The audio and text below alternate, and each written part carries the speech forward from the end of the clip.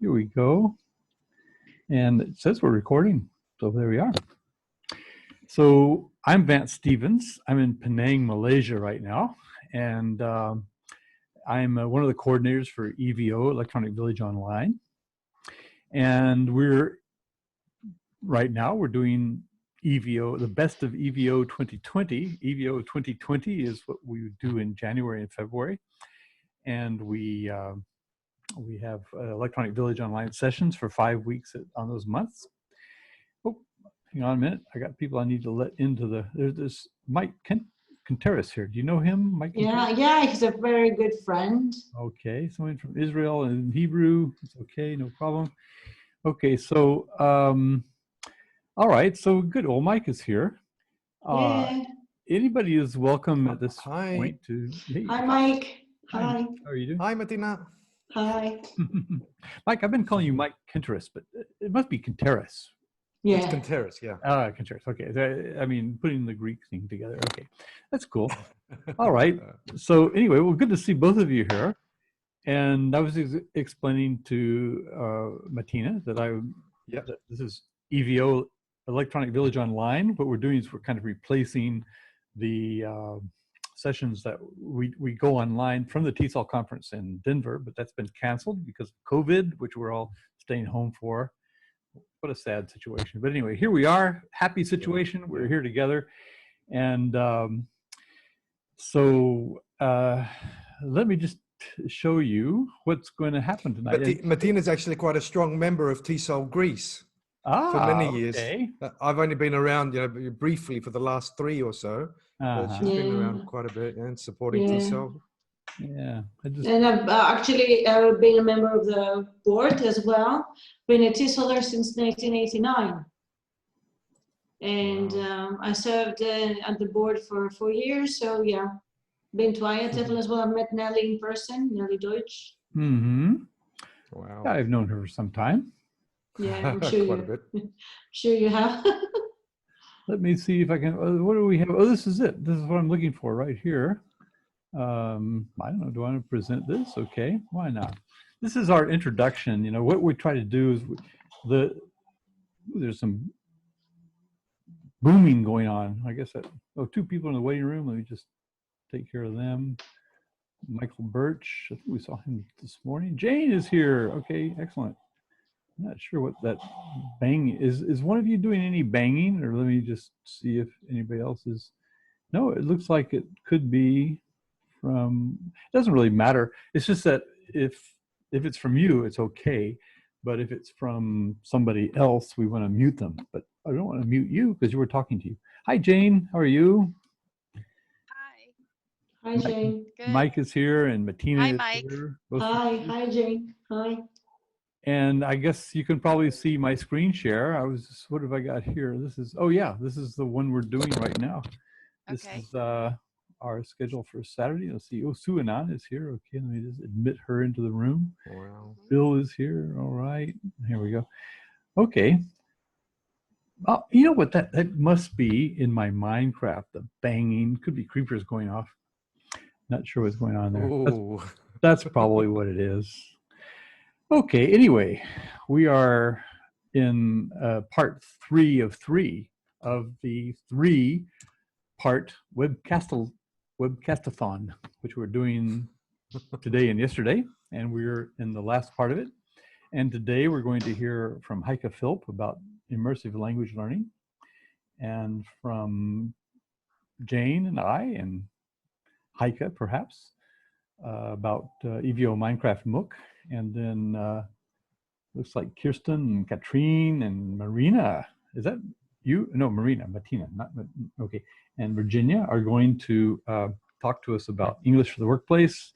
And we're going to have something about flipped learning with Jeff, Diana, Carolina, and Gabriella, and Mike Contreras. Yeah. Oh, And Diana, yeah. Oh, here we go. Yeah. Getting exciting. Yeah. And then Nagla Salim is going to talk to us about grammar for TESOL. All this scheduled to sort of go on a not so tight schedule. I don't know. We could also go overtime. We're not that we're not that pressed really, but you know, I suppose if we're going to finish in a couple of hours, we need to keep everyone down to 20, 25 minutes. And especially we want to have time for questions. It's always nice to have questions at the end. Okay, so that's basically what we're going to do today. And let's see, let me get the thing on. That's what we are. We're Best of EVO online, not canceled, but moved online. I have a question. Yes. I watched all 2 hours and 40 something minutes of the first session. Mm-hmm. Oh, which is quite interesting on YouTube. What about the second session? The second session, that was this morning. This morning, yeah? Yes, that's right. We had 2 presenters. We actually had 3 scheduled, but somebody spaced, and we had 2, and we had a very good conversation with them. It was also for 2 hours, and really it was kind of a nice session. And it's all online.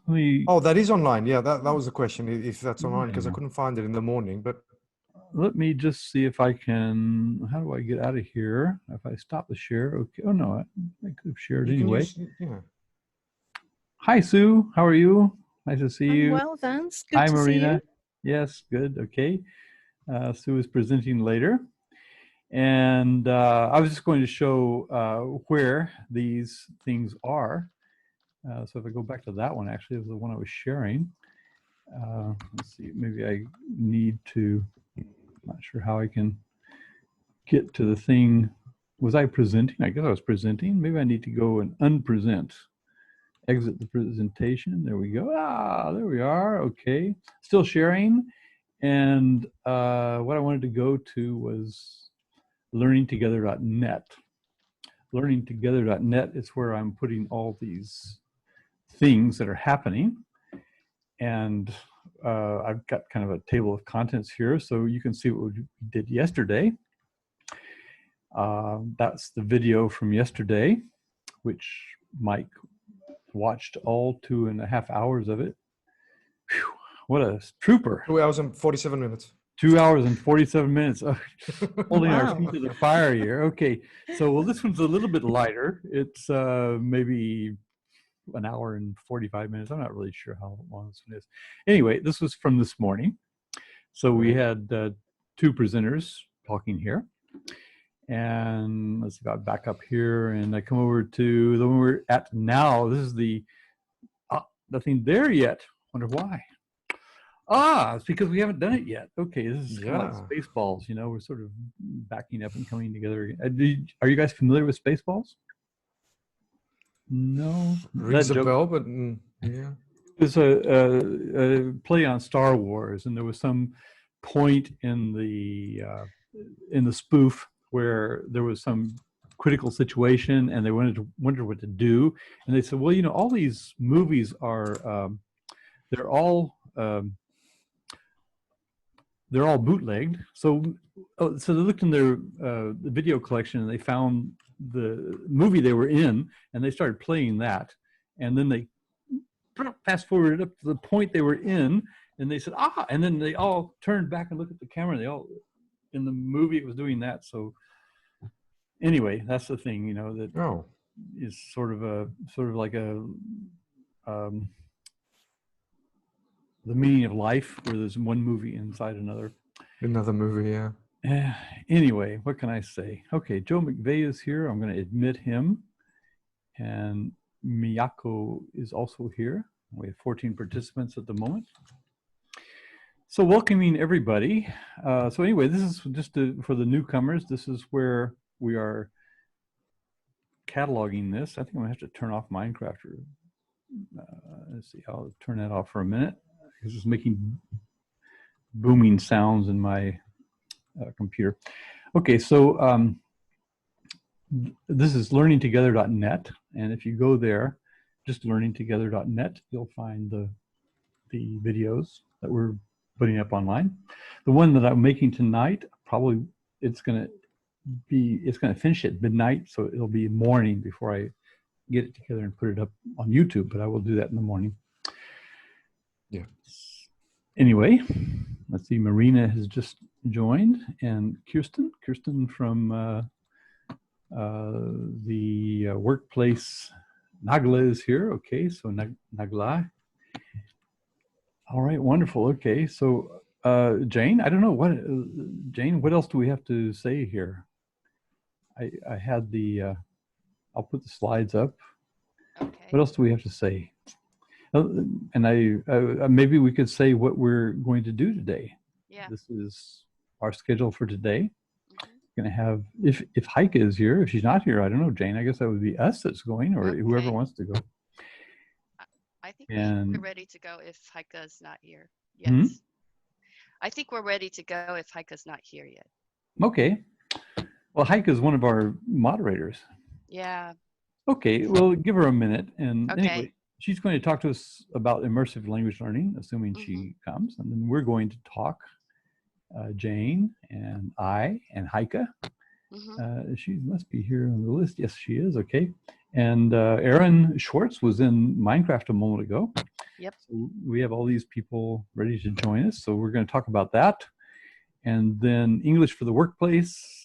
Kirsten is here. Nellie is here. Let me just let her in. Okay. So then we're going to have flipped learning. Flipped learning. A few of these people, I don't. Oh, Mike is here. Mike Contreras. Yep. They'll come. They'll be here. Jeff will be Yep. here. Mm-hmm. Okay. Martha. Yes, and Carolina. Nagla is here now. Is Martha here? No, not yet. Okay. No, she's got I plenty should of be time. logging on, yeah. Yeah. Diana. Is Diana here? Not yet, Okay. but all they'll right. be here. We were just on WhatsApp. Yeah. Okay. All right. So, so I guess our first presenter would be Heike, but if she's not here, I think Jane is suggesting that we just go ahead with it, shall we? All right. It's 10 o'clock. Mhm. Okay. Okay. Do you think she's gonna come soon? Well, I don't know. You know, we actually this afternoon we were waiting for a couple of presenters on one of the Okay. sessions, but they never appeared. Never actually responded to any of us, I don't suppose. Did they respond to you? We tried to email them. I think Judy just got back. And Okay. yeah, said she thought it's tonight, 11. Well, it could be tonight. I mean, they could Yeah. they could do it, you know. So, okay. Well, it's 10 o'clock now, and I guess Okay. we'll try to keep ourselves at 20 minutes and try to keep a good to make a good model for other people. Okay. So we'll go So- first, right? All right. So let me see if I can. I'm in a screen share. Well, I don't know what do you want? Do you want to put on mine? Can I do my screen share? Do it. Do it. Okay. Yeah. Okay. This is EVO Minecraft MOOC. EVO Minecraft MOOC is not a session where we tell people what to do. What we do is they get them into Minecraft, and then we show them how to play Minecraft, first of all. But that's actually just the fun part. And the really fun part is how to use it with students, how to use it in learning in these participatory cultures. So that's what we're actually trying to do, is get people into the participatory cultures. And oh, cool. I'm probably in here somewhere. Yeah, that's ZZ is Mhm. Aaron. Mhm. He hosts our server Mm-hmm. from the University of Ohio. Or Ohio University. Right? Mhm. Ohio University, and Uh-huh. this is Tricky from Taipei. That's Emmanuel from Brazil, and this Maddie Tai is my son from Taipei. All right, he's doing crazy stuff. He always does crazy come- stuff. Yeah. It's his And- mother, I think. Okay. So this is my right here we started EVO Minecraft MOOC before I joined. It's 2015 to 2019 on Google Plus, and we had 391 members, but Google Plus closed down, and so this year we moved our community in several places. On Facebook, the one on Facebook, we just set it up this year, and we have 44 members because it's a new community this year. We are also on Discord. This is how we communicate, stay connected with the Evo Minecraft MOOC educators from all around the world. And Carol post. Yeah, Discord is it's a voice chat, which is very popular with gamers, and it also has this. It's quite like Slack, don't you think? Mm-hmm. It looks a lot like Slack. Yep. But And it's a place where you can actually, it's much used to go in voice online. So we get to a game like Minecraft where you can't speak to each other. You can text chat, but it's really nice to have a voice component, and this one is well suited to gamers. Yep. So it's where we communicate, and Mm-hmm. Carol posting in an Adventure in World, posting what they did on Hallowell server. That's We the way also, it's like Slack. You can also, sorry to interrupt, but you can also, anybody else wants to interrupt and ask questions, please do. Anyway, as you can see, we can post pictures of what we do, and it's very communicative. It's kind of like Google Plus in that respect. You can discourse about your activities. Okay, go ahead, Jane. okay. And we're also on groups.io this year, just newly set up. Yeah, these are the 3 different places we communicate. Okay, to share a couple of slides, I came across this player type, 4 different player types on Facebook. Bet show, it's a live streaming, and we have compete, collaborate, express, and explore. And this is what I found interesting because like we have different preferences, and in the following I will be showing you some of the pictures taken in Minecraft, and if you will, please try to guess like which type of player, players, or we are like, compete. Is it compete, or is it collaborate, or is it express or explore, in the text chat? Okay. So this year, 2020, we started off here at our spawn point, and with Dakota giving us a tour around the server. Here's Heike. And so right here we have Michio. She's from Japan, and we came together and had fun with her water slide. This is her house. She built a house, but she had a water slide, and we had fun. Okay. So next is Abu Fletcher, Don Carroll, and he's always, asking, let's go for a run, something like that. So guess what type of, what type of player he is. So he Explorer, I likes, guess. yeah, explorer. We have an explorer in our community, and he, Vance and Don always takes us out on a hike in Minecraft. And look at this view. This is at the end of the day. I took a picture of him in this magnificent view. This is Dakota. He and I, he helped me build my house, and so guess what, Dakota? Like what type of player he is? What are the choices? Compete, collaborate, express, and explore. I'd say collaborate. Collaborate, yeah, he's a collaborator, but he's also Express? like express it. Yeah, for express, it's like he likes to build and design and express, like, yeah. Also, next is this is Hallowell server. Dakota built all this. This is Hallowell University, and this is Tricky and I and Ava. So you can see that he's express. He likes to build things. This is Maha's house on Hallowell server. Maha.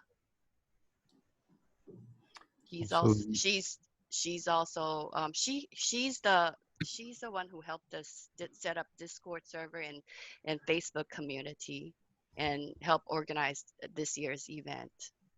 Thank her very much. This is Maha Olive Tree, also setting up a scavenger hunt for us. If we step on this plate, then we're greeted with and told what to do. she's in a number of virtual worlds. She really likes the what's it called? World of Warcraft and things like that. So she's into and Second Life, and she really likes virtual worlds. So it's nice to have these collections of people here who have a wider perspective. Yep. And we had some fun being attacked by skeletons. It was, and also, what about this? We're attacked by this spawner, the skeletons.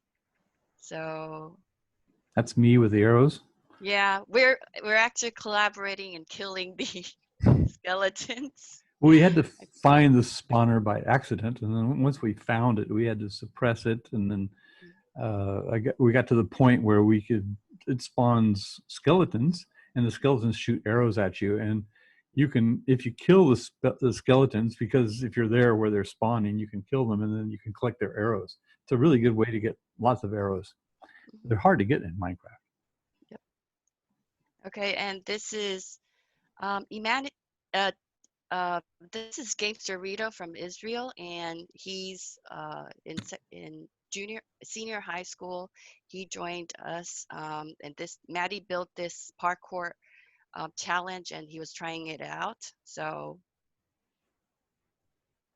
and this is Maddie hosting a Splee activity or game for players on the server, and he teleported everybody here onto the server and played Splee. So we have this tool, and what we need to do is to get rid of this what's it called, the snow plate, and for people to fall off this platform. Whoever stays there wins. So you see Olive and people so you falling get rid of off the high place. You fall through it. So guess what type of player Maddie is? He's the fifth kind. Okay, let's see. Competitor, yes. He likes to compete. And this is the wool race that Maddie built for us, and he built 3 rounds of wool race, and we had to collect wools, and he's got a point system where the darker wools would we would get more points off of those, and it's not easy. He likes competition, and look, in the end there's lightning striking, so we were it was like life-threatening event for us, not suitable for adults, I think. There's a link to that. One of us should find it and put it in the Zoom chat. Yeah.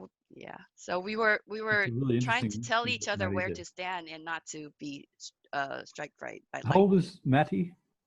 11 years old. He's 11 years old. And when we started out, we had Mariana and Philip.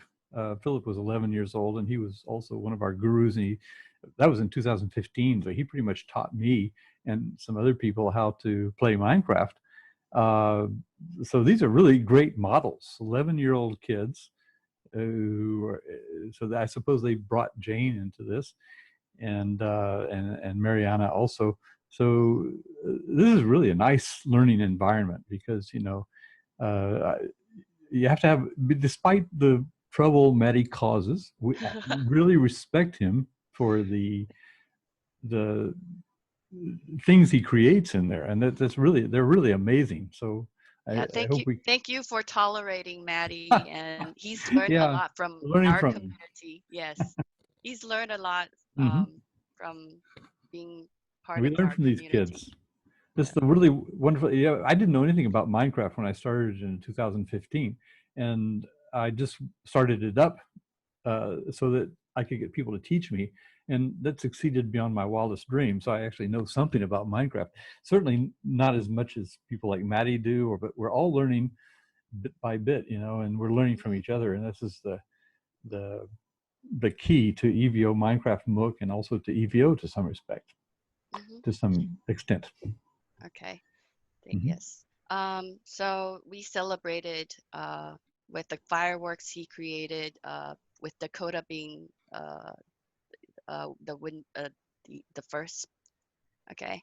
And back to language learning. So Maddie is actually a second language learner or foreign language learner of English, and by participating in the community, he's grown so much. For this year, he told me that he wanted to post, like, today from now on, every day I will post something about Minecraft, and he started writing, and eventually I had I had a domain name for him on WordPress, and he's blogging all his gameplay, and I think that's a really good start. So So basically what he's doing in Minecraft, he's articulating in English. Okay, we don't have our last page. So I guess we're gonna go into, gonna go into Minecraft, shall we? Sure, why not? Let's see, I might try to get there myself. We're sharing your screen, so let's see, somewhere in here there should be a Windows thing with a, there we go. It's not. Oh, I must have killed Minecraft. Okay. Okay, it's not working well. It's lagging. Timed out. ZZ is still in there. So we're where were we in Minecraft, by the way? I noticed it was a It's flat where screen. It was a flat map. That's the wool race that Maddie created for us. Okay. Okay, that's Maddie. There is Maddie. Okay. Hi, Maddie. 为什么 ？OK， 不要再笑了。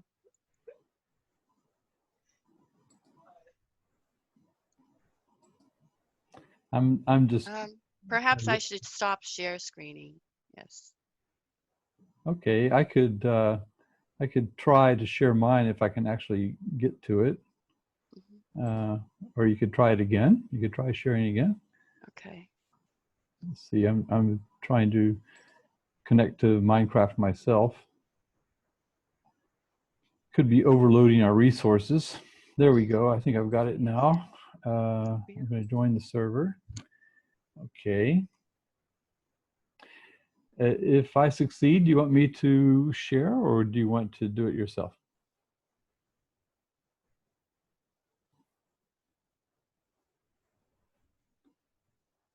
Sometimes things just get a little slow.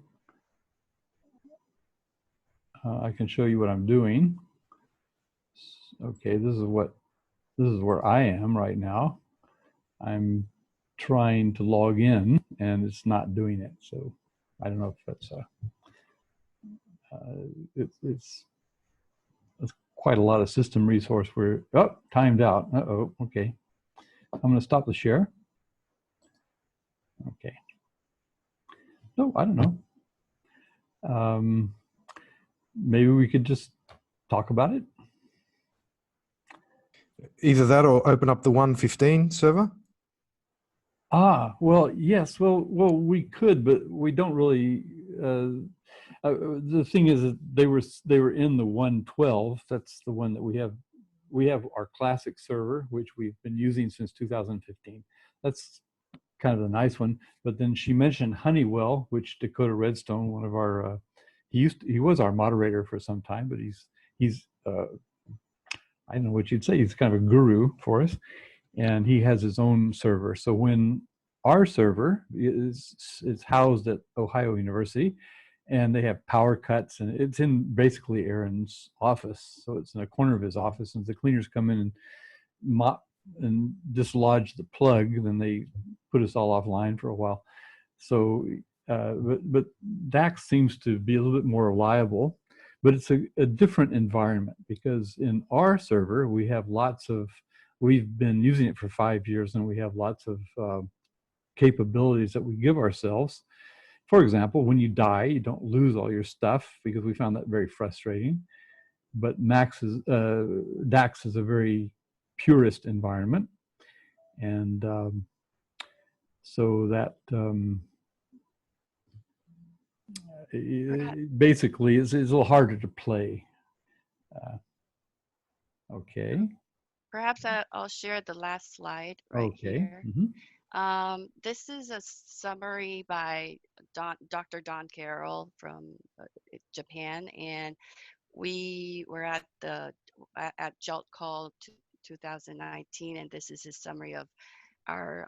We shared basically what we did in the Evo Minecraft community, and so he says that Minecraft, both as an online game and as diverse communities of practice, offers tremendous opportunities for L2 language interaction through play and exposure to real world English. So Maddie was in Minecraft, there's different biomes, and in the desert, in the forest, and Maddie's these are all vocabulary that he could pick up in an authentic kind of way, as compared with like textbook dialogues.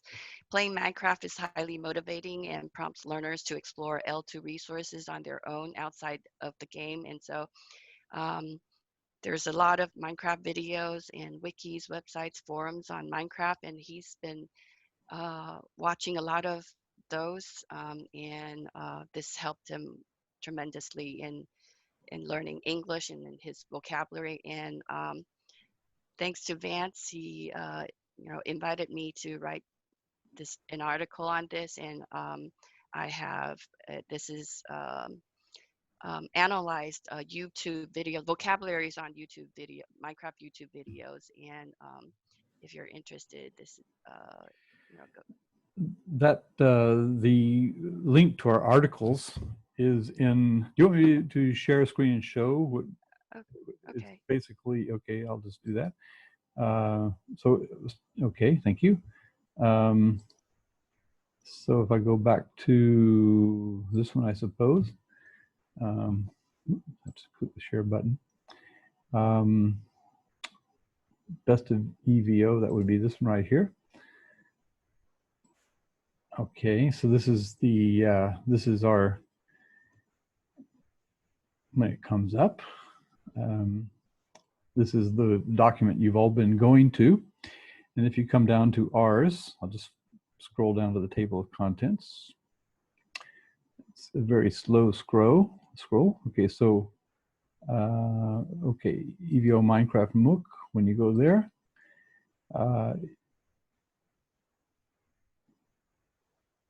okay, there we are. It has I added our publications. So James is right here. So, and Don, by the way, is just trying to get into the room right now, so I'll let him in. But anyway, basically that's the link, that's the research that Jane did on the game that Maddie created, that she was showing us, the wool game. No, sorry, that was a different game. My mistake.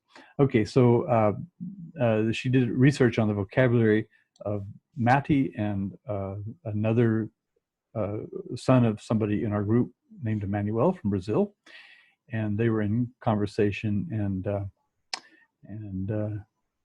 anyway, there are some articles that we've written there.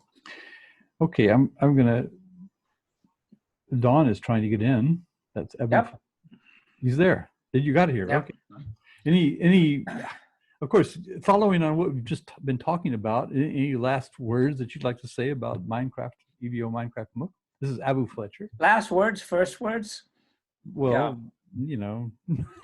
Well, I sort of came into it, as a very much of a skeptic, and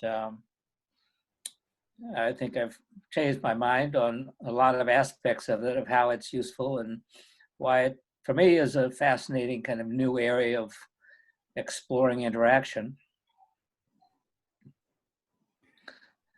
And do you think it's useful with students, or you just kind of feel compelled to stay up late at night and play?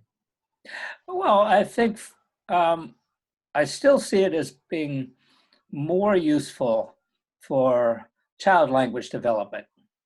Where we're talking about child language that happens to be in an L2, I'm less convinced of its utility for, let's say, my university level language learners, just because they may not choose to interact with it in the same way that children do.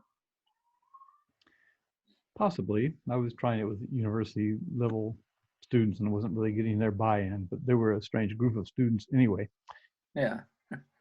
Yeah, okay. I don't want to, we've gone, I think it's about 20 minutes now. I don't know, is there anything else we need to do here, Jane? Or? Well, have I missed the party? I thought we were starting at 11:20. We were supposed to, but then Heike didn't come, or she isn't here at the moment. So we just took it on. In fact, actually right now, I don't know if Kirsten and Marina and Virginia would like to, and Katrine would like to, is that Sue? Is that your group? So Jane, have you already run through your presentation then? Yes, She I have. did. And Well, I looked at all the slides. It's fine. So Okay. Would you like to, the last slide?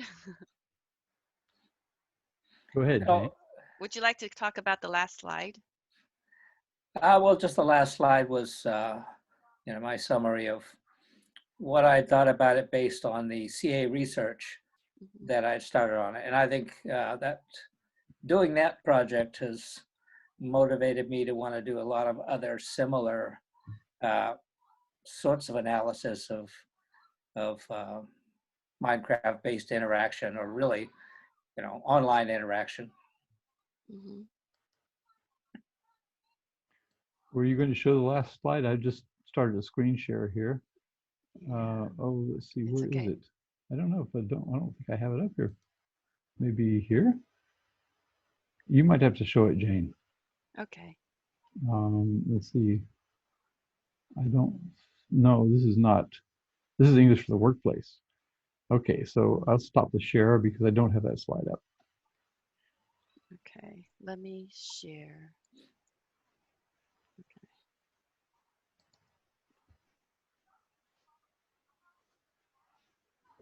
Okay, this is mine. So yeah, Don, we were at the last point right here. Right.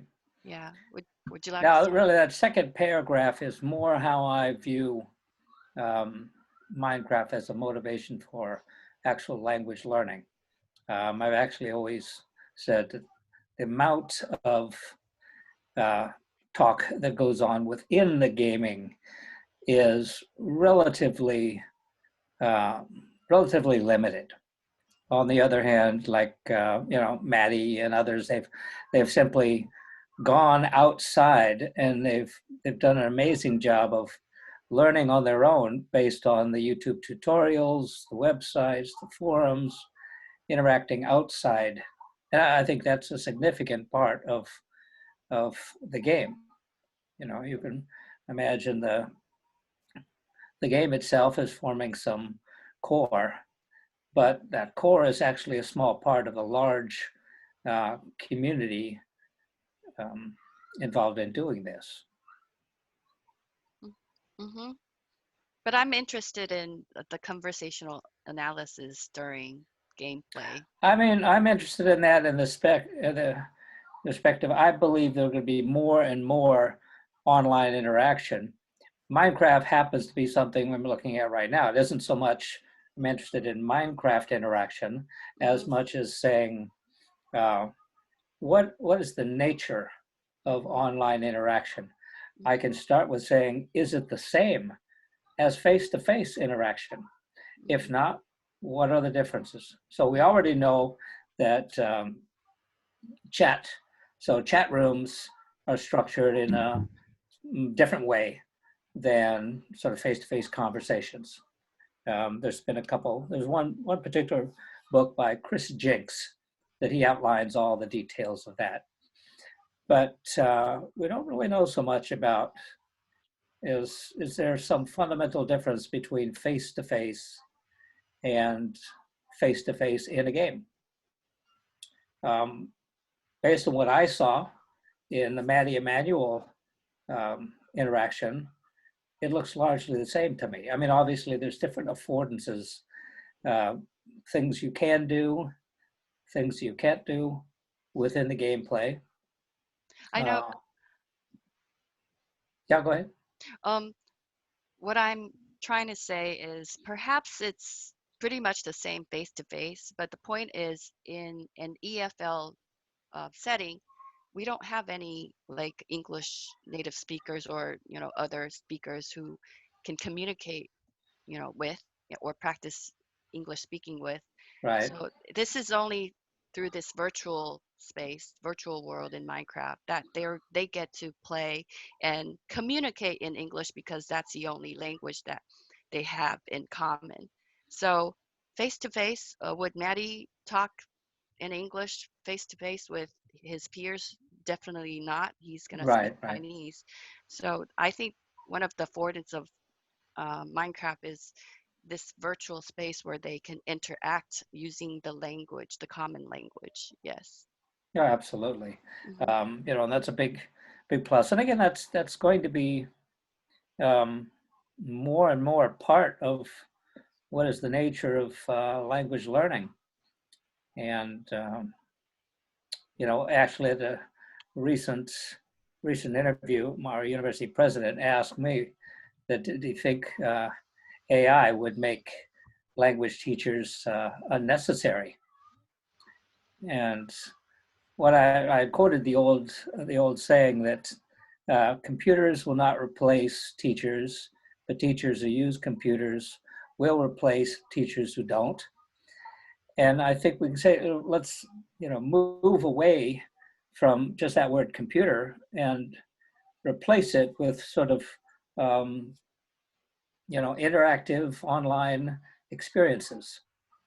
You know, I just think there's this point that in the future, teachers will simply not be able to say, I don't want to do that. I don't like it. It has no value. Okay, I wonder if we could take, if there's anybody who wants to ask a question, you could ask it now. And then I think we need to move on because we're missing Heike, but Judy has just arrived. And of course, she's welcome to present. So we might, well, I mean, you know, if we want to finish at 1600, we would be in a little bit of a hurry. But we don't really have to do that either. So anybody have any comments or questions? Mike, are you? I have a quick question. Yeah, the I'm battling in and out of Minecraft, trying to find the time at the moment. I thought I'll have more time with the lockup, with the lock-in, but it's a lot less now than it was in the real classroom. Anyway, that's another story. My question is, what I haven't understood, I bought a small license for the Java application so I can actually enter the Minecraft world in single player and slowly get into your multiplayer through the server you mentioned, Jane. So does each of my students, if they want to do the same, connect with me, have to have their own Java ID as well? Is that right? Am I saying it right? Yes, that's right. They each have to have their own login. They have to pay $30 for it. The alternative is you can use Minecraft Edu, which does not connect to our Java server. But if you just want to keep it in your environment, if you want to play with your students, you can do that for, I think it's $5 per student. You get 20 licenses. It's actually now with the COVID, I think they've got some sort of a special super duper deal, I think. It might, yeah. So, but that's at Minecraft Edu. It does not. It's a It's totally different. Yeah, I understand. Yeah, it's a Windows 10. It's an app-based, so it's economical, but it's limiting as far as you're just going to be interacting in your own space. You can connect computers within your environment, and so if you want to play with us, you're going to have to. If you want them to play with it. Now, my students in UAE were good hackers; they could hack into things. So Yeah, I know what you mean. I've been informed by my students already.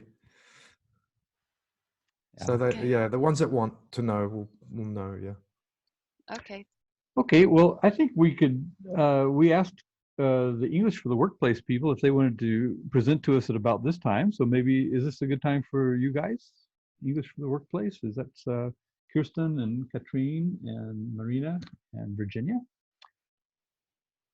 Yes, Okay. I'd like to share the screen, so I'll manage the slides. And can I just ask my 4 co-presenters, that's Sue, Marina, Katrin, and Virginia, to come on with a sound and camera? Yes, So I'm yes, just going sure. to start sharing this. Absolutely. You should be Wonderful. able to do that. No Hello. problem. Okay, can you all see our slides? Mm-hmm. Yep. Yep. Okay, good. So, okay, well, I think it's actually Sue Annan who organized the whole thing. And maybe, Sue, you're going to start talking a bit about what we actually did in English for the Workplace. Yeah, first I'd like to mention the fact that this came out of a discussion with IATEFL BSIG, and BSIG has always been very interested in what EVO are doing, and we've been involved from time to time over the last 7 or 8 years that I can think of. And what we wanted to do was give some of our own mix of specialists from many different countries and many different fields a chance to give back to the overall community, either for people who were business teachers already or teachers who are thinking about dabbling in business English in the future. So our plan was to look this time at how we could help them develop their competences in the classroom, and whether they were working one-to-one, in groups, or even with university students. So that was the starting position.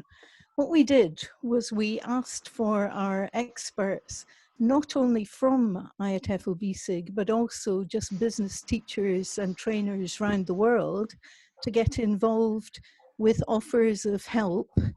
And we came up with some quite interesting ways of helping the community at large. We started by looking at university teaching. We then moved on to tools and ideas of things we could do to help the pre-business learners. We looked then at business as a different field, and looked at ideas for helping people in the different fields to develop.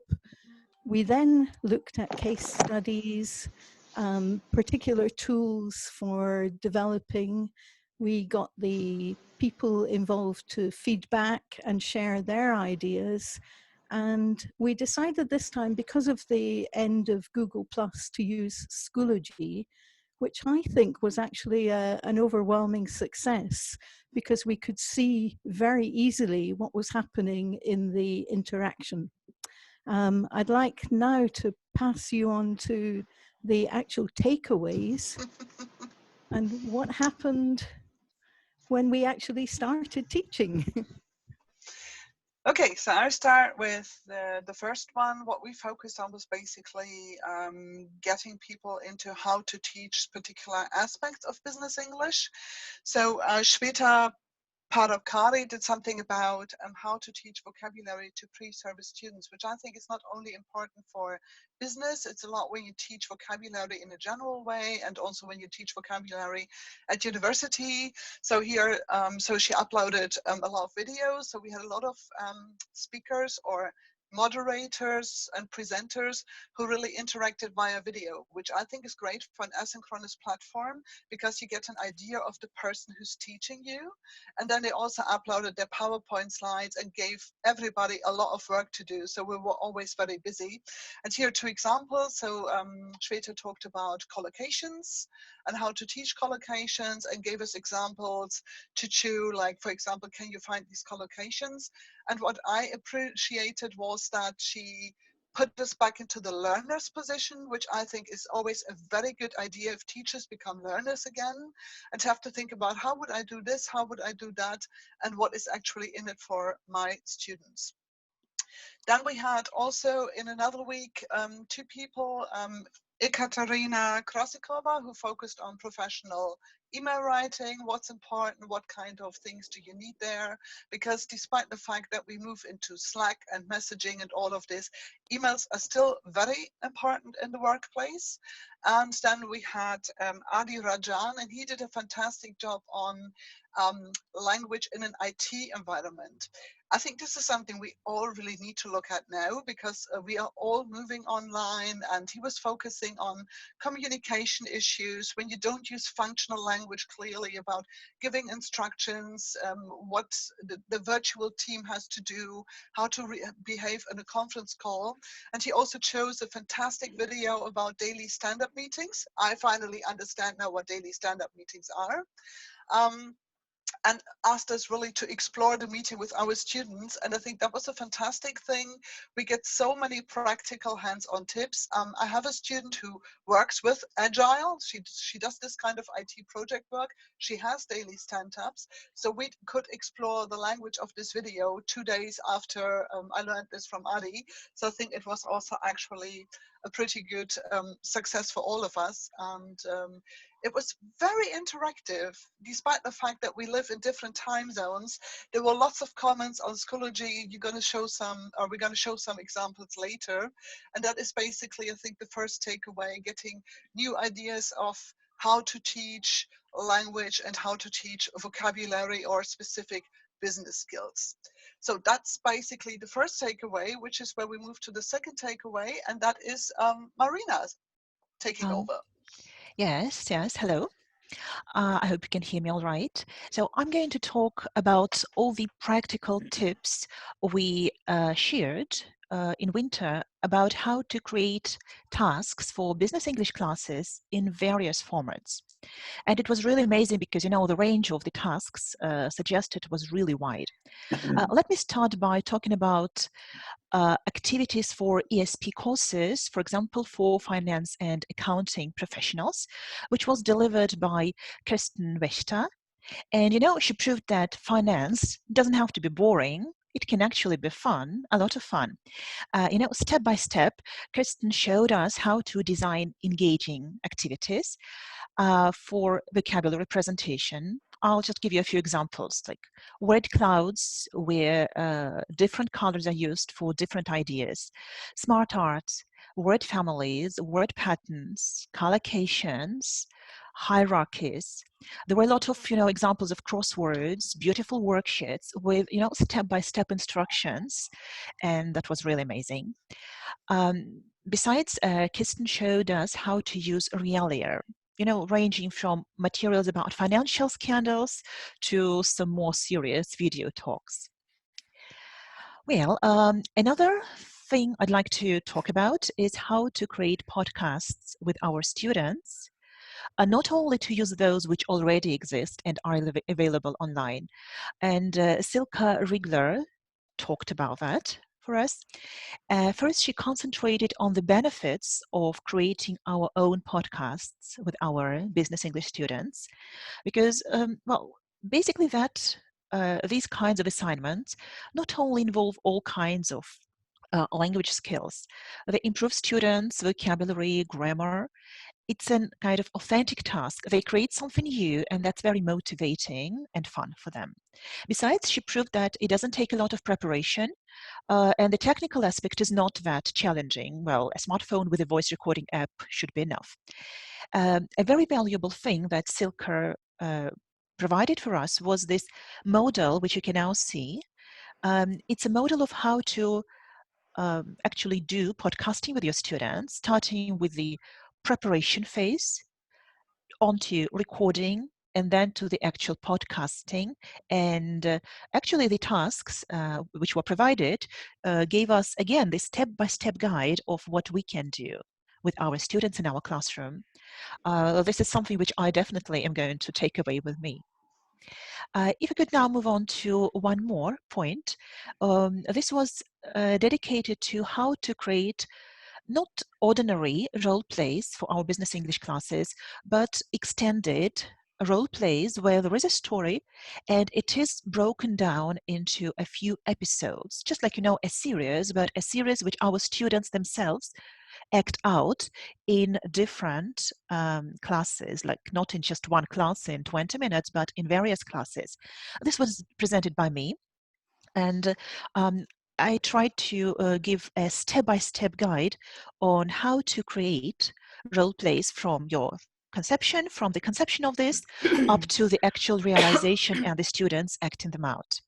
So we looked at game elements and mechanics which exist, and I showed how I personally select them for a particular game, a role play which I called like the Big London Meetup, and how they can be selected to fit the learning objectives of your particular course and your students' needs.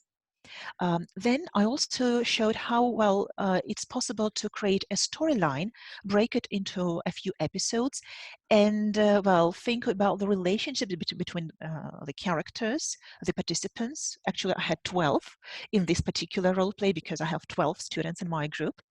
Well, and then how to actually organize this in one, let's say, diagram, and then turn this diagram into the actual descriptions, character cards, and role cards. Yeah, so, and the final point I made was, yes, the final picture here, what to bear in mind when asking your students to act all these things out, and how to implement this like in 3 or 4 classes or maybe more classes throughout the semester, so that you actually practice the language that you are teaching your students and use these role plays for assessment. Thank you. Okay, great. So, and I have to say that was also amazing stuff. We could actually watch the video that she recorded, and that takes us to our third takeaway, which is I think Virginia's role. Hold on a second. Yeah. Okay. Right. Well, we focused on business. I mean, what's happening now with business communication, that most of the interactions taking place in corporate life are among non-native speakers of English. So we thought it was time to revisit the role of error correction in spoken performance in business English classes. Many teachers, whether in business English settings or general English contexts, have seen their main classroom function as being an identifier and a corrector of errors. The whole process of teaching in the past was seen as being a gradual elimination of student error. And under this conception, errors were defined as deviations from standard English norms. Native speakers being, of course, the target to achieve and imitate. So we discussed in a very interactive forum and a very enthusiastic group of practitioners, some of whom were already teachers of English, quite experienced teachers of business English, and others were just transitioning into the business world.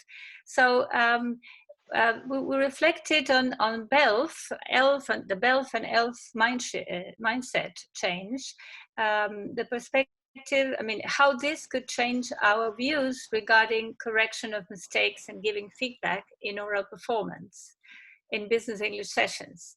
So in order to reflect and revise this area in the light of ELF and BELF, we had to, we discussed what is language in the ELF or BELF perspective. We revisited the notions of grammatical accuracy versus fluency. We also went into what is a mistake in this new perspective? Is it really a deviation from the norm, Is it? I mean, do we still have native English norms as our target, as our final destination? We also explored in passing this question of interlanguage and whether the destination is always native speaker norm, and then interlanguage is this path. This path that the learners have to go through to get again to the final destination. Some people mentioned that no matter how much we want to alter this path of acquisition, learners have their own internal agendas that cannot be changed. Then we also discussed some techniques having to do with, before I go into that, thinking about the standard English as a norm, yes or no. We discussed what to correct, whether we would be focusing on pragmatics versus grammar mistakes, which of the two would take priority in a business English context, always having or taking into account intelligibility as the destination or as the target, not rather than standard English as a norm, right? We discussed briefly then the role of the teacher. Is the teacher the one that should correct? Going back to what I said before, is the role of the teacher the corrector, the one that has to eradicate mistakes? What about peer correction? What about the learner doing self-correction? And then we also went in passing into the idea of when to correct in class, whether to implement spot correction or hot correction, or whether to implement delayed or cold correction. And we finally came to the conclusion that choosing one strategy or the other basically has to do with whether it's fluency time, and then if it's fluency time, we would choose delayed or cold correction. If it's accuracy time, we would, in most cases, apply the idea of spot or hot correction. So we, the takeaways for attendees were basically this idea of reflecting and challenging teachers' views in the light of BELF and ELF. That's basically what we discussed during my session. Okay, and we also had something about, of course, a needs analysis. A colleague of ours, Andrzej Stesik, he did something, he really created a whole case. He gave us the needs analysis, explained what it's good for, and then our participants had to design the entire course program, which was also very collaborative and competitive at the same time. And Virginia already mentioned BELF, and this is something that our fourth speaker is going to talk about. That's Katrin Lichterfeld, who's talking about how we use different concepts in the business English classroom. Katrin? Yes, hello, welcome. So first of all, I would like to start with something that our colleague Marcella Harrisberger presented, an agile classroom using project management tools. And this approach may have come in very handy having the COVID-19 and the move to teaching online in mind, because she suggested something consisting of 3 different pillars. That means, on the one hand, Trello as the heart of it, and being a visualizing project management tool where you get an overview of your whole English course. You could use it for face-to-face courses, but as well for teaching online. And as everything is at one glance, the flipped classroom as second pillar could come in very handy. And students are asked to carry out any activities apart from speaking on their own. So that means increasing a learner autonomy and motivation at the same time. As underlying principle, she made use of the Scrum framework as well. And here it is important to consider that it is not necessary to be fully aware of all the details, but to have it as an underlying principle, especially paying attention to the agile thing. That means showing students how important it is to plan strategies, to carry them out, to monitor them, and to adjust them whenever necessary. So we are talking about a kind of learning cycle that is implemented within this whole approach. First of all, some participants were a little bit skeptical whether only experienced learners or those being familiar with the IT business, where the Scrum especially is used quite a lot, or whether they have to be expert in project management. But later it turned out that the participant could kind of transfer this approach to any teaching context, and they highly liked the idea of getting this feeling of achievement, which is highlighted by the drag and drop facility that is added by Trello. So Trello is very similar to a Moodle platform, and it could work as your LMS. It is free of charge and easy to use, could be used for collaborative projects, and I think that especially the agile approach is something that we should have in mind, because it also increases the importance of employability skills. That means being able to adjust to a world of VUCA, and that brings us to other aspects. The world of VUCA is characterized by 4 principles. That means volatility, uncertainty, complexity, and ambiguity. And how to deal with this. On the other hand, we are in a situation where English has a status and is as widely used as no other language before. And it is very likely for our learners that there is a percentage figure of 80%, that there will not be any native speaker included. That kind of refers to what Virginia already mentioned. As a consequence, the Council of Europe, which published the first Common European Framework of Reference in 2001, decided to update its version and to publish the companion volume in order to offer some answers how to deal with all of these things.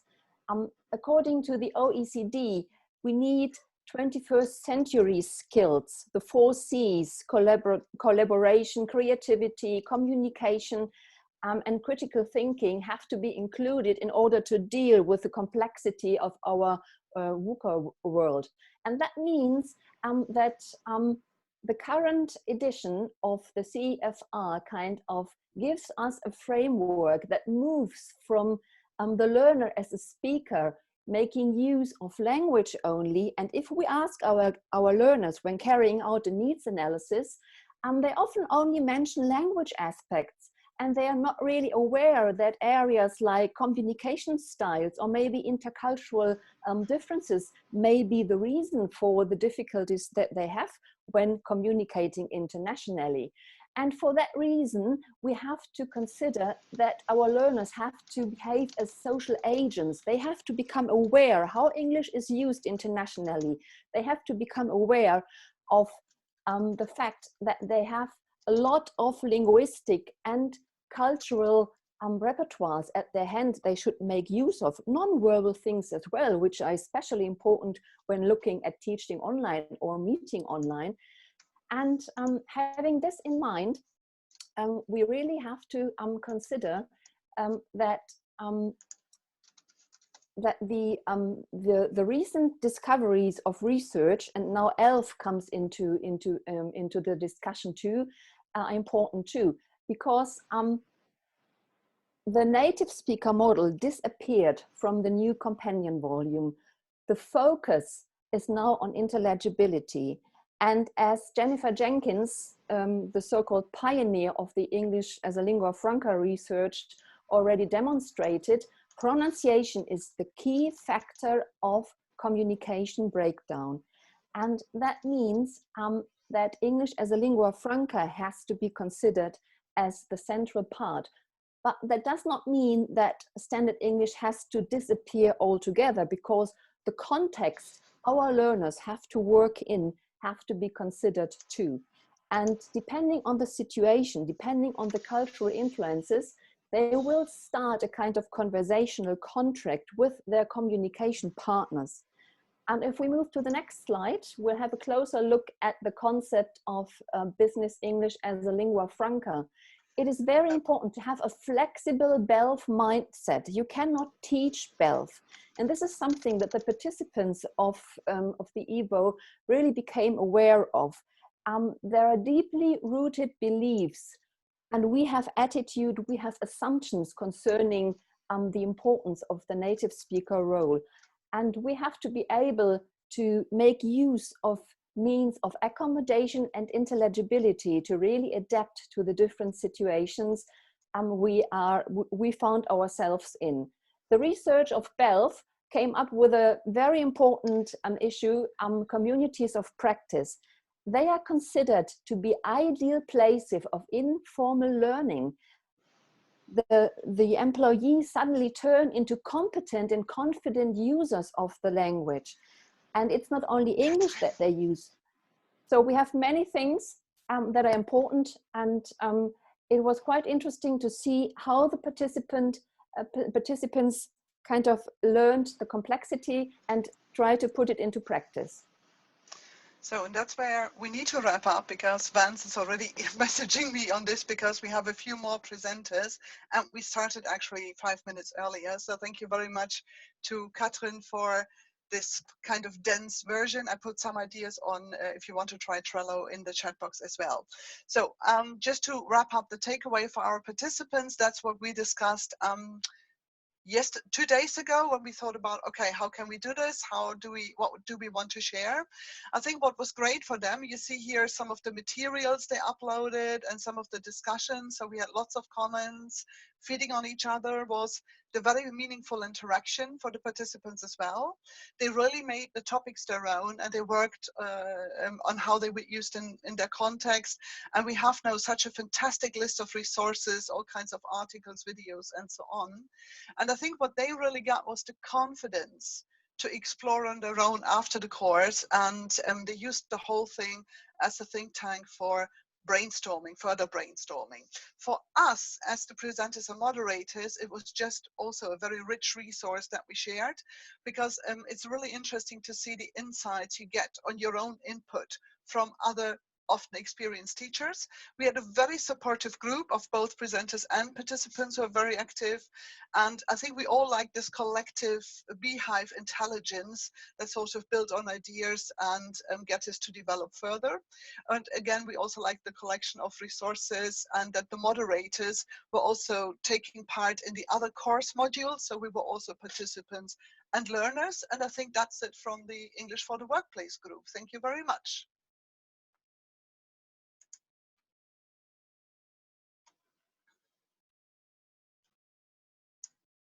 When the screen share went off, it switched my screens around. Yeah, thank you very much. I really hate to rush people off, because your presentation is very interesting. To perpetuate it a little bit further, does anybody have any questions that they'd like to ask the workplace people, the workplace presenters?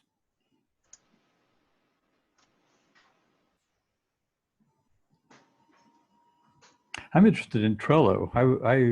You said it could be a portal for your group. I found it a little domineering, but maybe that was the way that someone was using it. We used it a lot in projects, for example, when you work with lots of different texts for publishing projects.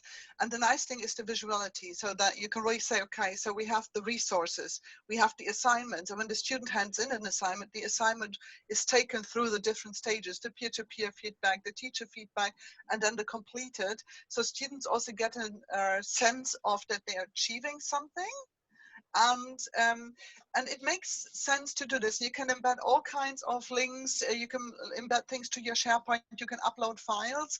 And I find it a lot easier to manage than some of these really complex tools that you have for project management. And I put another link in. I don't want to take time from the other presenters, but I put another link in if you want to find more, want to find out more about Agile, Scrum, and Sprint, and that kind of thing. And I see, Sue, is Marcella's video on YouTube? Maybe we can post the link to Marcella's video, because she did such a fantastic job of explaining it. So That would be great. I don't know if you've seen it. I'll just put a link in the text chat here, but there's, I'm blogging all of these. I've got the first 2 videos done already. Let me see if I can find, I'm just doing a little bit of multitasking here and things aren't responding perfectly. All right. Vance, can you check the waiting room, please, Vance? Yes, of course. Okay, so I'm checking the waiting room quite frequently. But anyway, that link that I just put in there, which, sorry, that didn't go to everybody because Mike had just asked me to check those. Kirsten, Okay. can you post the link again? Perhaps you. I haven't posted anything yet. I'm going to. Yeah. Okay. Sorry. And what I was coming to, and let me check the waiting room, make sure that everybody is being let in. I'm not sure what happened to it. Anyway, but at that link that I just put there, which is the blog for this, all the text chats are going there. Everything is going there with all the links. So if you put links in the text chat, they will be posted to the blog that's archiving this material. So please do put anything. Yes, I see people are waiting there. I've let Martha in already. Maybe she's having, and Juliana as well. Maybe she's having, maybe they're having some bandwidth issues there that are dropping out again. Okay, so anyway, no problem. No problem telling me to go and check it. It's just fine. The waiting room is just so in case there's any problem, I can move people to the waiting room and kind of, it's kind of like a virus chest, you know, you can keep people there if there's any problem. Okay, so anyway, thank you very much. I think the next people up, if I'm not mistaken, who would it be? Who do you think it is? It could be, it's the Flip Learning people. So it's Marta, who is now here, and Jeff, if he's here, and Diana, and Gabriella, and Mike. So welcome, people. So, and they're talking about flipped learning. It's hard to read because they've turned it upside down. Okay, let me just find the presentation. No worries. Yeah, you can do a screen share. Hey Jeff, how you doing? Last time I saw Hey, you, Vance. you were in Bangkok. I was a little small postage stamp of Yeah. a screen. Yeah, cool. Glad to have you here in this session. I do know Jeff though, face to face. I know he's not just a virtual entity, and he actually does exist somewhere. He's over there in Oregon somewhere. Where it's All right. 8 o'clock in the morning. Not my cool. best time. Okay. It's like 11 o'clock here. It's also not my best time, but anyway, there we are. We compromise. Okay, so we're going to hear about flipped learning. And then after that, there's going to be Nagla telling us about grammar and TESOL. And then we're going to hear from Judy, who's going to be talking about teaching English to EFL to young learners. Okay. So we have a wonderful tradition in flipped learning. Every year we try to have at least one newcomer on our moderating team. And the only job of that newcomer is that they do this session. So ladies and gentlemen, I give you Mike in Greece. Hey, Mike. All right. Hey. Hello, everyone. Hi, Mike. Hi. Hi. Well, But the rest of us are going to sing along. oh, great. I'm just doing the introductions. No. On a serious note, yeah, I was just a participant last year. And I really got a lot out of it, apart from the pedagogy and the methodology, or the model, I should say, or method maybe, of flip learning and how it's used. I really got the feel of a community of educators that are open and willing to share what they have and their knowledge, and I really also had a good time. So this year, I was asked to tag along as well, and I did. So this is a flip learning team this year. It consisted of Jeff, Magoto, Carolina, Martha, Juliana, Diana, Gabriella, and me, Mike. Hey, Mike, you want to share your screen?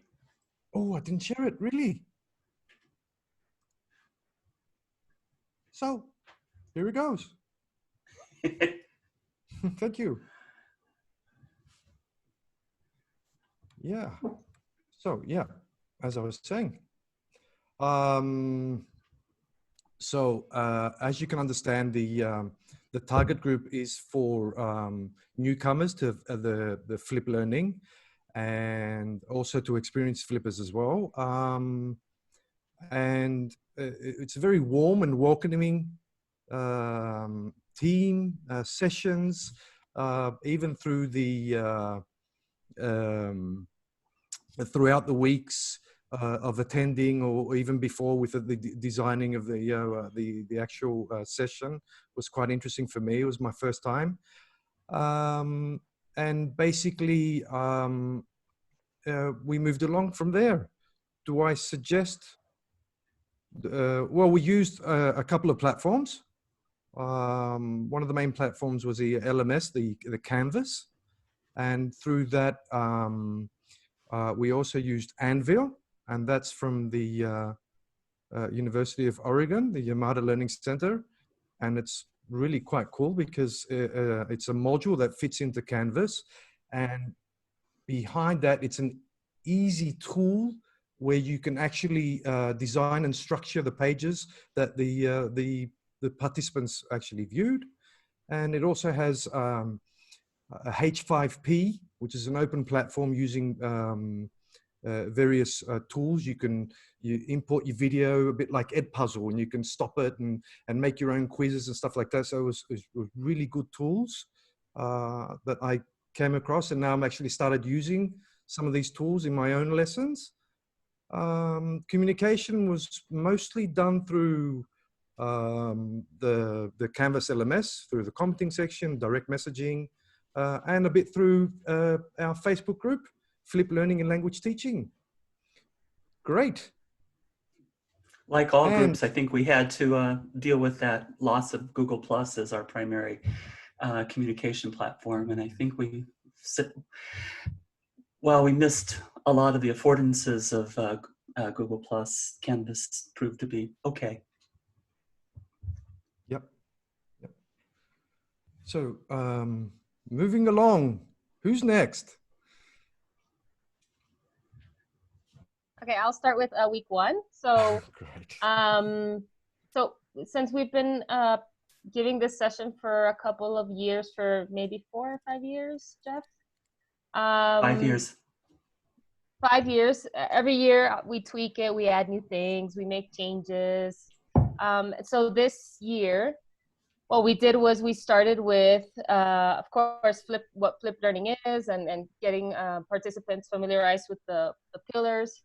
And something that we've added, I think since maybe 2 years ago, is mindset. So we started with the concept of innovator's mindset from George Coureau's book, The Innovator's Mindset. And then we moved into growth mindset and teaching or offering different resources to understand the difference between a growth and a fixed mindset, and how educators need a growth mindset in order to get into flipping, because it requires a change. Like you literally need to change your mindset to start flipping. So this year we started with mindset, and of course all the intros. Then we went, and then what we do is that we divide the pillars of Flip Learning into the weeks. So you will see the F is flexible environment, L, learning culture, I, intentional content, P, professional educator. So every week we go a little more in depth in each of these pillars with specific types of tasks, such as understanding how we can lesson plan within a flipped learning approach. I mean, understanding the styles, and we all of the moderators share our styles of planning. Then, you know, get into the whole planning situation, right? Lesson plan design. Then curate or create your own material if you want to. And then there's a reflection on educators as professionals. And within this process, there's peer assessment among the participants. So they check their own lesson plans. They give each other comments. And of course, we're always there to provide feedback on how they're doing with this planning process. I don't know if I probably missed a lot of things, but if any other moderator wants to step in. and add. Oh, and we also have we have synchronous sessions on we had synchronous sessions on Sundays, and we had a couple of guest speakers, which we will mention a little later. Yeah, there's something I would like to add. Hello, everyone. And it is that we use the pillars from the Flip Learning Network, and we happen to have Helene Marshall here. She is not a current moderator, but she's the mom of these sessions. So shout out to Helene, who is here in the audience. And so we are now, as you saw, it's been taken over by Colombians, this thing, for Colombians. Initially, it was Helene, Jeff, father and mother are here, but it was also John and Kevin and Khaled, and they have all stepped out, and we have stepped in, and we're all receiving every year new moderators. So we need to add some variety to those flags. So we welcome new participants every year. And the pillars, we have decided to stick to the pillars because even though every year new things emerge in Flip Learning, I think it's a very rapid progression and growth in a topic. Every year new things come up, standards and indicators and many more things. We have stuck to the pillars because we think they are easy, they are nice, and they are they're a very good way to provide structure to our session for newcomers. So we don't want to overwhelm people. Most of them are coming now to our session with some basic knowledge of what Flip Learning is, but what they want to do is to learn how to do it. And so I guess the people who took our session this year are very happy now that they have had to go to full online teaching, because they may have collected some tools and done some ideas, gathered some ideas for what's happening right now. So the next slide precisely is the tools that we used. So Mike, could you? Yep. Thank you. So as Mike said, we used Anvil, we used Canvas, which I didn't know before and I absolutely loved. It was great. It was a very robust tool. We used Flipgrid in some of the tasks. Twitter is always something we use to communicate with participants during the week, and Zoom for synchronous sessions. So I think these were kind of like basic tools for most sessions, say, for example, Flipgrid, Zoom, and Twitter, but we definitely invite you to take a look at Canvas. Well, and Anvil is from the University of Oregon. So I guess you have to talk to Jeff there. Okay, so I'm off. Who's next? Okay. Jeff? I'll talk about participants, yeah. So I think probably like a lot of EVO sessions, or just about every free online learning class I've ever participated in, the enthusiasm at the outset is tremendous. The numbers of people who actually show up by the end of week one is significantly less, and those who endure and sort of follow the session throughout is an even smaller group. So I think we started out with around 260.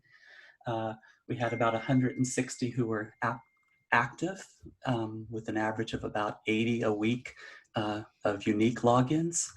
And I think 27 actually earned our certificate of participation, which meant that they both submitted a lesson plan and participated in peer and self-reflection on that lesson plan. Thanks to Mike, our participation from Greece was enormous, and they were not only some of our best participants, but they brought a real sunny spirit to times that became darker as we went on. A lot of initial interest from Russia and Ukraine, but not a lot of follow through, and a fair amount of participation from from Serbia, Croatia, and Slovenia. Those, I think, were our largest groups of participants, and Argentina and Chile and Colombia too. I think we'll talk next about who showed up on our Sunday morning sessions, and I'll pass that to back to Martha. I think she's going to talk about her guests. Just add a comment here, which we talked about with Jeff and the crew earlier, is that there was quite a slight increase this year in the participants that finished and attended the sessions? Yeah. Okay.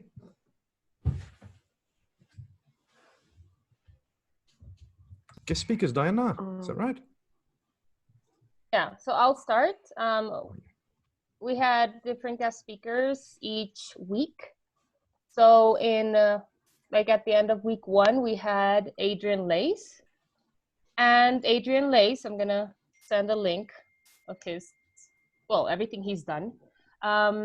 He's a researcher. He works at Miyagi University in Japan, and we invited him to join us for this session because he has become an expert in, or he's been an expert in flipped learning. He's done a lot of research with flipped learning, but also he's transitioned from flipped learning into researching about mindset, which is what I've done myself as well. So he was very kind to join us at, I think it was midnight his time in Japan. And he connected with us for almost an hour, talking about his research, mindset, flipped learning, etc. So and good we wine. were very happy. Yeah, well, he drank some wine, and it was a wonderful session, and we were very honored to have him join us. You know, just to talk about flipped learning and the connection with mindset. Yeah, during the week 2, we had Ken Bauer, the current chair of the Flipped Learning Network. He was in Colombia for FlipTech Latin America last year, and so we had been in touch since 2015 online, and we got to meet him face to face last year here in Colombia, so that was wonderful. And he joined us for the session to share his view on the Flipped Learning Network view on the future of flipped learning and how things are going. So it was fantastic as well to have him around.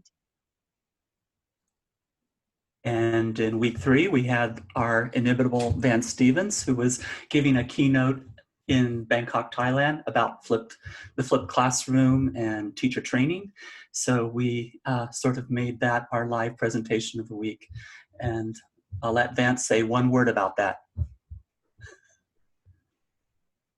And then in week 4, sorry, that was my word. Kind of like my plenary. One word from Vance. One word from Vance. Flip it. Okay, how about this word? 5 minutes. Okay. Okay, so in the next slide, you will find our next speaker for week 4. And well, we have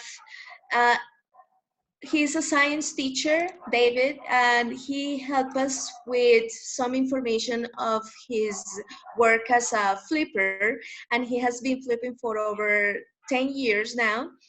And he enlightened us with some strategies on how to create and record your own videos when you want to show content to the students. So he shared with us these innovative ways and unique ways to create videos and how to incorporate those in his classes, in our classes too. Okay, and for week 5, which was all about professional teachers as professional educators, we have George Couros, who was giving us some very useful insights, in-depth insights about what is it to be a professional educator, what is our role in this never-ending cycle of learning, not only from students but from teachers as well. So you can move on.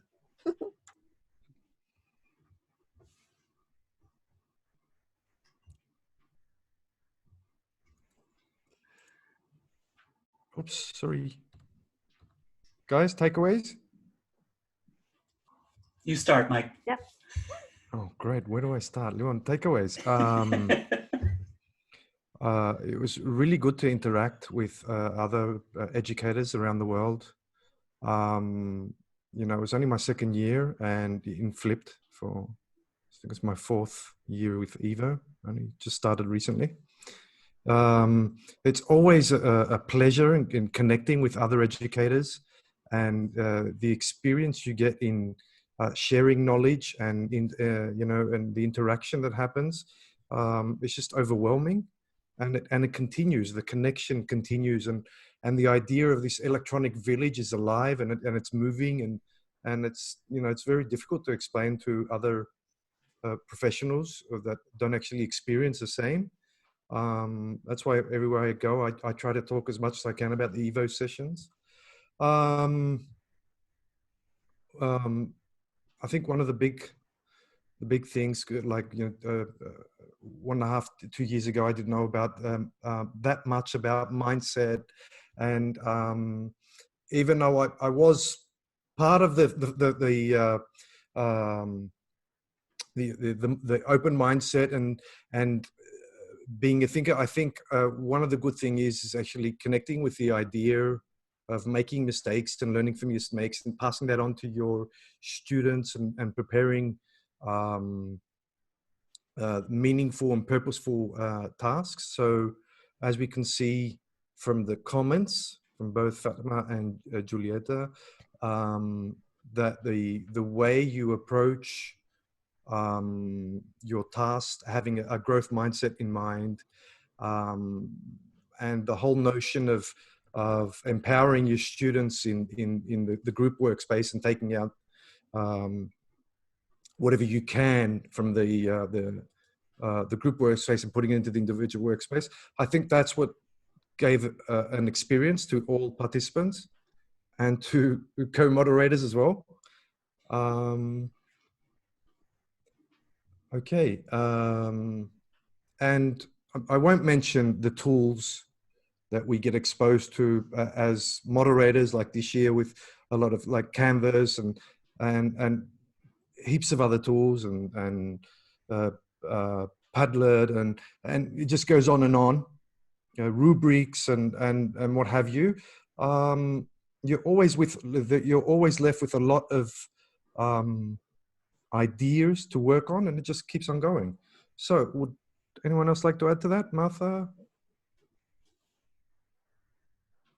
I think one of the biggest I think one of the biggest takeaways that I have every year is the fact that when we start a new year of Evo, there are educators who come back, and they come back every year. We've had educators who have taken Evo, who maybe 4 years ago joined us, and then the following year they came back, and then they come back, and they come back. And as a moderator, what that tells us is that what we are working on and the changes that we make to this session is relevant and meaningful for educators, enough for them to come back and dedicate 5 weeks a year, you know, to learn together with us. So I guess taking into account the current situation we're living in, and maybe not so much connected to Evo, but to the topic of flipped learning, I know that many of us have been contacted to help out, you know, in this whole, we've been asked to, you know, put our school online. You know about flipped learning, can you help us? I know Diana, you know, she was kind of named the, I don't know, the pedagogical something. I don't remember the exact term, but at her school, they told her, like, you need to help us out. Yes. And I know Carolina, I know like more from the Colombians in Colombia. The 4 of us have been contacted to help in this transition into putting videos, flipping, etc. So I think that's a great takeaway, you know, with taking into account this current situation. Like flipping definitely is relevant to what we're living right now. Okay, let me interject just to, if anybody has a question, maybe Mike, we would like to ask if anybody has a question, or did you want to make a point? That's quite all right as well. Just trying to move things. We have 3 more speakers, which is fine. We just will go over time. We don't have to close everything up. Everything is fine. Go ahead. Didn't mean to interrupt. Just to put a final point on Martha's, of all of the participants, perhaps the most satisfying was John Graney, who was one of the founders of this EVO. And he's retired and finds himself back teaching part-time in a community college because they have such a need for students. And he said, I need to take this EVO for myself this time. And so nice modeling and reflection of how we're all always teachers and learners. Yeah. Yeah, and we like to take questions from the audience. Dawn had one in the chat, but yeah, that's what I was about to say. Don has one in the chat. It's been answered from Elaine. Can we redefine flipped learning as a combination of synchronous and non-synchronous online learning?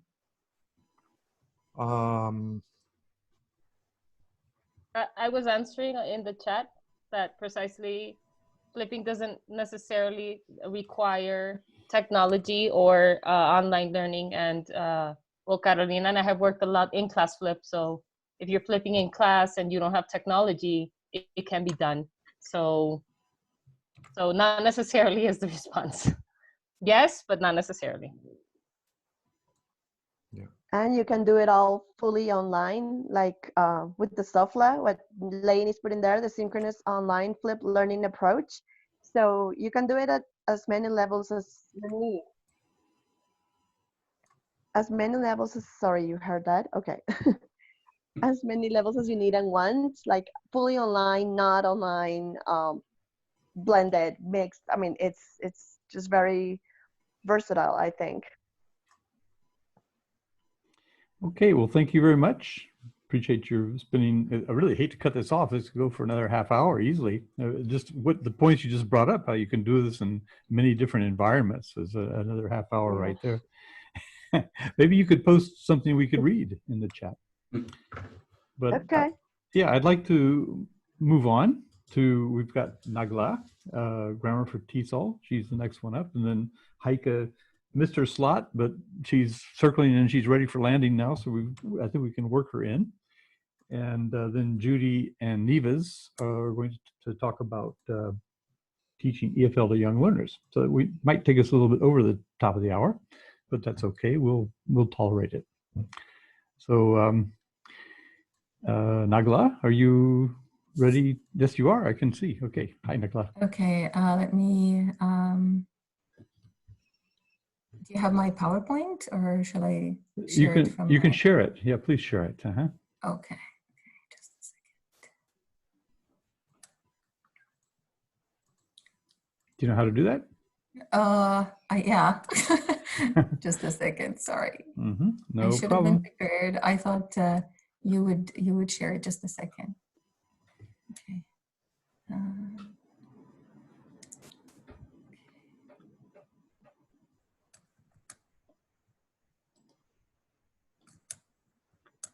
It's okay. We all need a break. All right. Can you see it now, or? No, you have to hit the share button, and then you have to select something. And you also have, there's a blue share button once you've selected the window. Yes, there we go. You've got it. Perfect. All right. That's it. Okay. So hello, everyone. I first would like to thank you, Vance and Jane, for organizing this event, and thanks to all the EVO team. So this was my first time creating and moderating a session on EVO. So I'll be talking a little bit about this. So my session, as you can see, is Grammar for TESOL. Maybe I should have the slideshow here.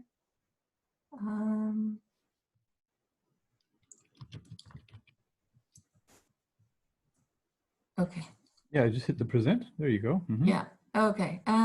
So first of all, a little bit about myself. My name is Nagla Salim, and I'm originally from Egypt. I've been living in Toronto, Canada for over 24 years. My experience is mostly in teaching English for academic preparation and introduction to linguistics and intercultural communication courses at the university and college level.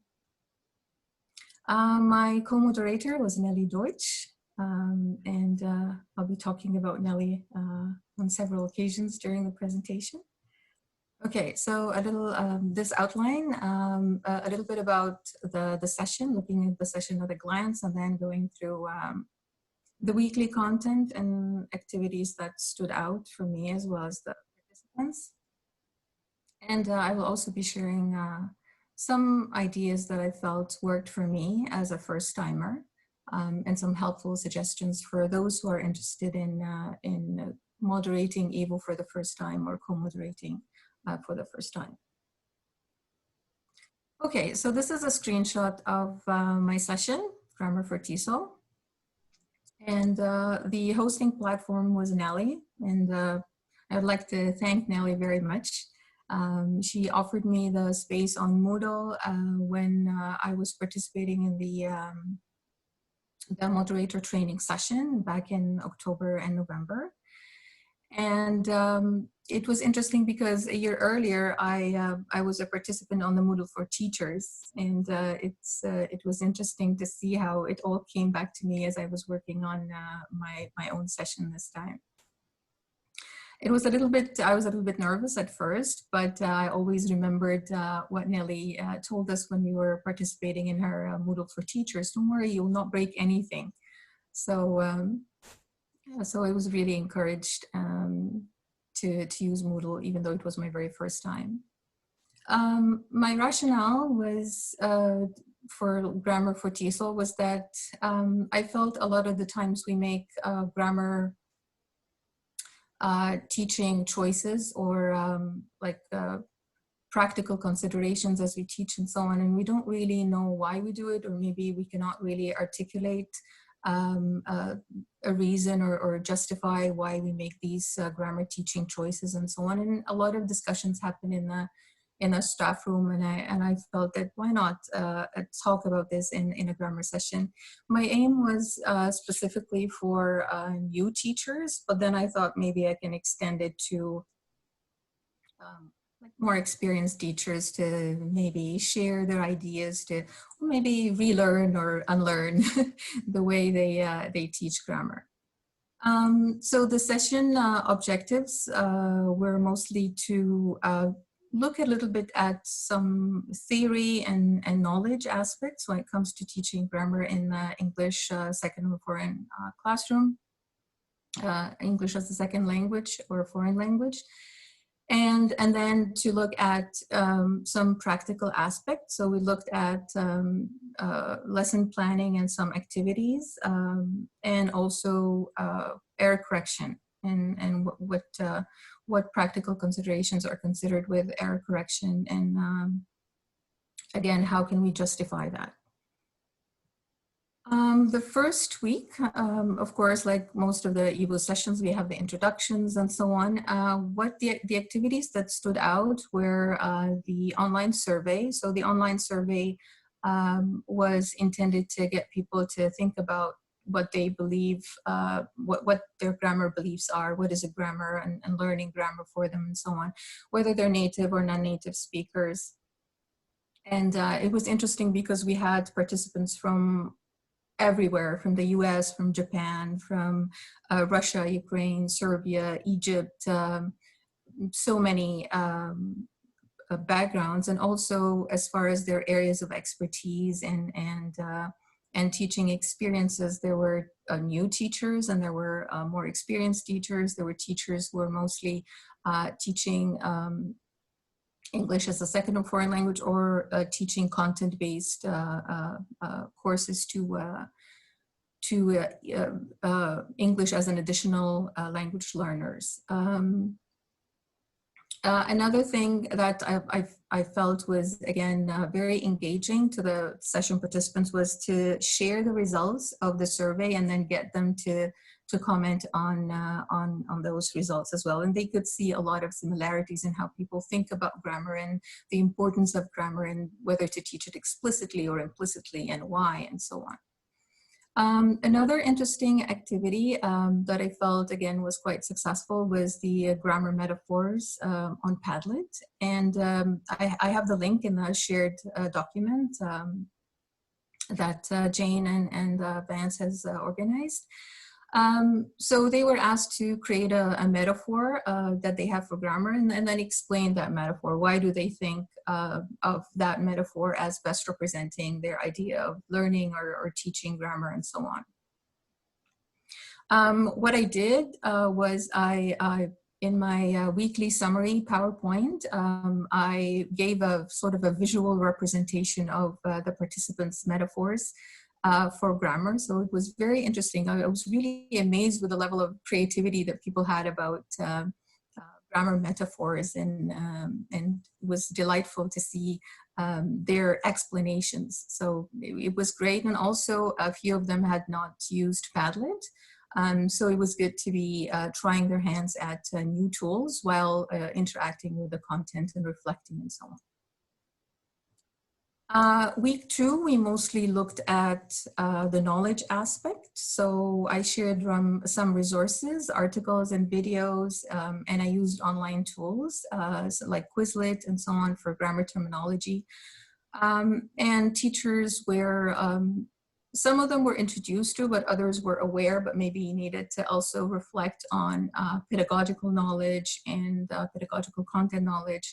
And also, which is now quite relevant these days, is technological pedagogical content knowledge, to add a little bit of online tools to that. So they were asked to use some new presentation tools that they have not used before, like eMaze and Visme and so on. And they were invited to choose a grammar point and then decide on how they would present that, or how they would, what kind of knowledge they would need to learn about that grammar point. So let's say the present perfect, what content knowledge you need to know about present perfect? And then how are you going to deliver that? What pedagogical knowledge do you need? And then combining those, and also thinking about what online tools will be helping you either to deliver that point and make it clear to your students, or get them to practice using it as well. Moving on, the third week was looking at some practical considerations. So first we brainstormed using Padlet. We brainstormed ideas or characteristics for successful materials for teaching grammar or practicing grammar. And then the participants signed up for teams where they chose a certain grammar point and then work together on creating a lesson plan or creating an activity. The teams and the grammar points were self-selected.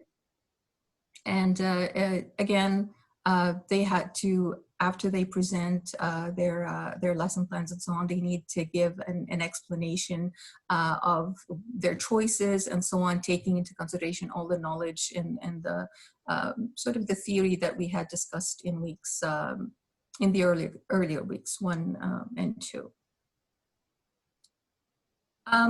The week 4 was another, again, looking at a practical consideration, and that was error correction. So we had a lot of resources to look at, not too many, but some of them, of course, were optional, but to look at certain articles on to correct or not to correct, and why do we correct and how do we correct when it comes to grammar errors. The survey, again, and sharing the results of the survey proved to be very engaging, and specifically, like when the results were very similar, people wanted to know what other teachers were thinking about grammar error correction and so on. But for example, a question like this one where they were asked about comprehensive feedback or selective feedback, which one do you choose? And you can see from the result of the survey that it was quite divided, and we had a lot of discussion about that.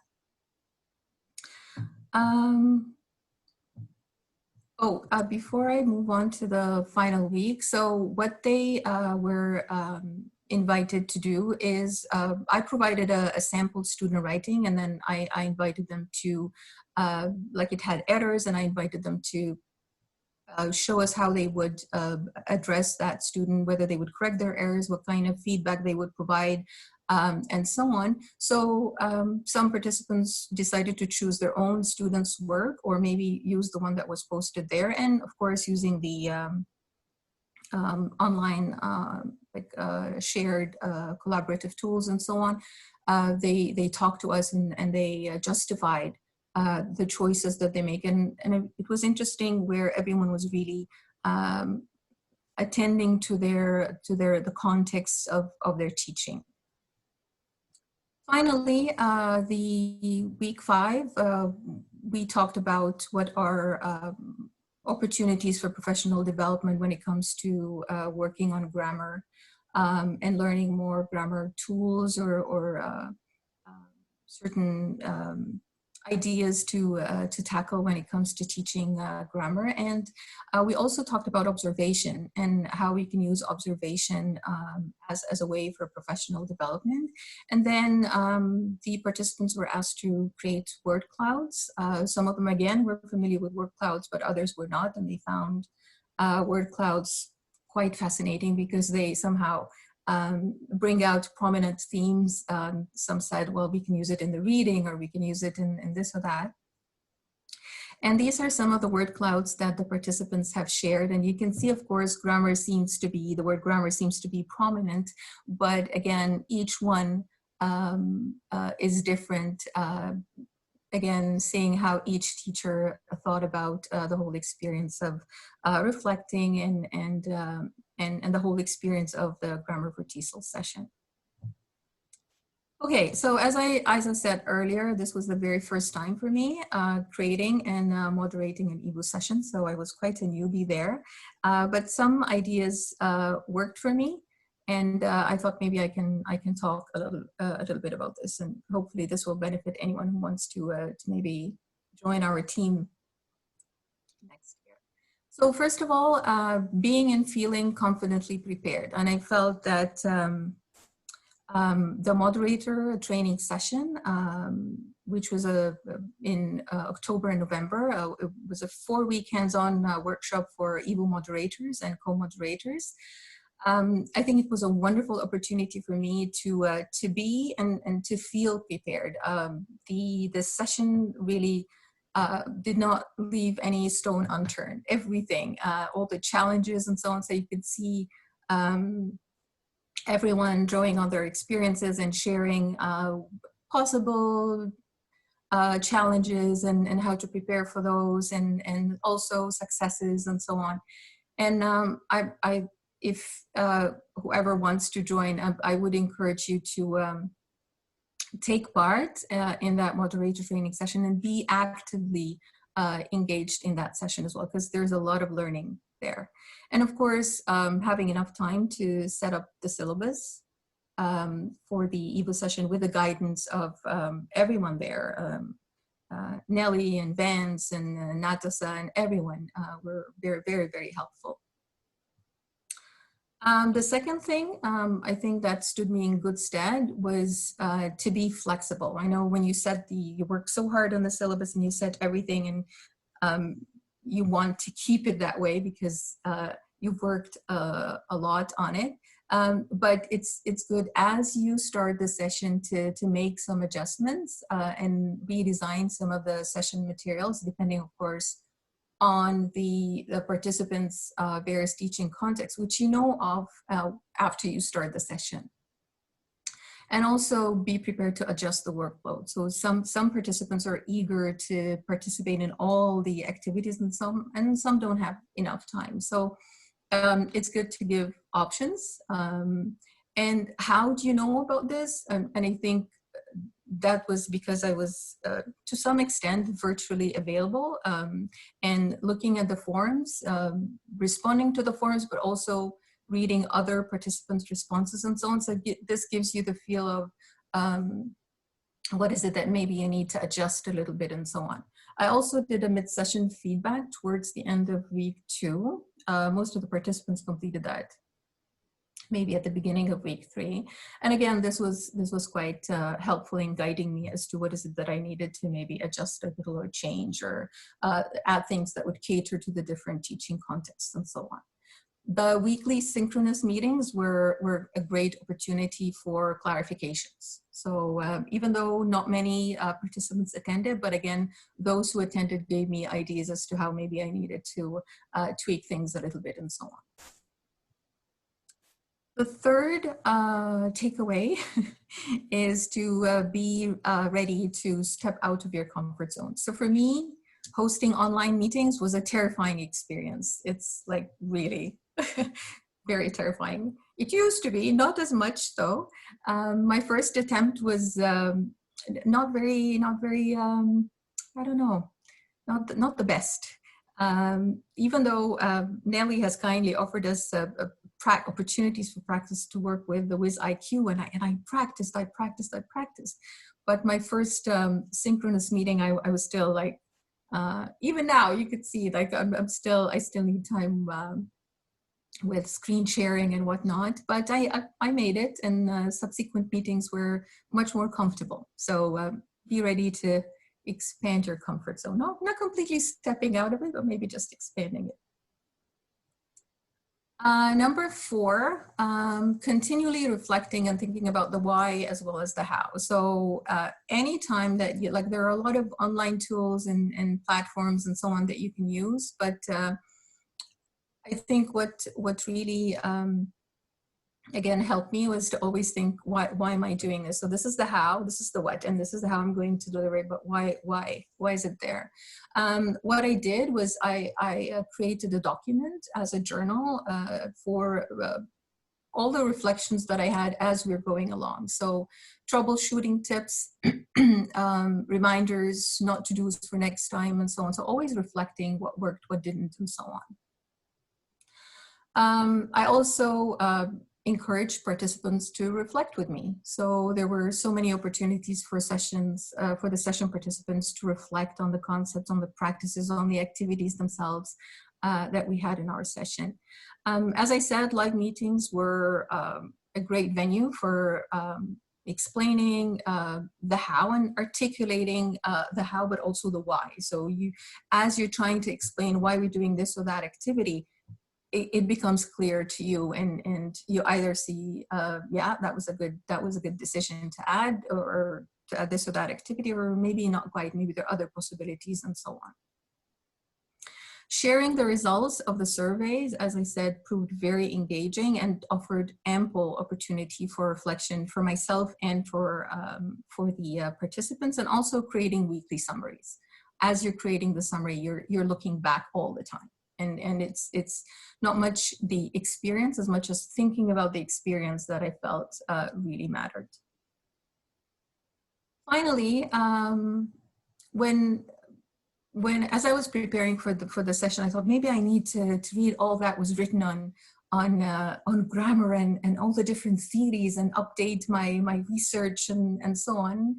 And I felt like after the session was over that I didn't really it's good to be, of course, well informed and update your knowledge of research and so on, but it all comes down to practice. And teachers take that theoretical and sort of knowledge and try to see how it fits into their context, and that what really matters. And as a moderator, I didn't have to know all the answers. I didn't have to have everything sort of set in stone and answer all the questions and so on. So I accepted all the it depends and the maybes. And it was good to even raise more questions. And it's okay if those questions remained unanswered. And just to end, this is one of my session participants' comments, and I'm just going to read it with you, because for me it felt at the end that I have to some extent achieved the purpose of Grammar for TESOL.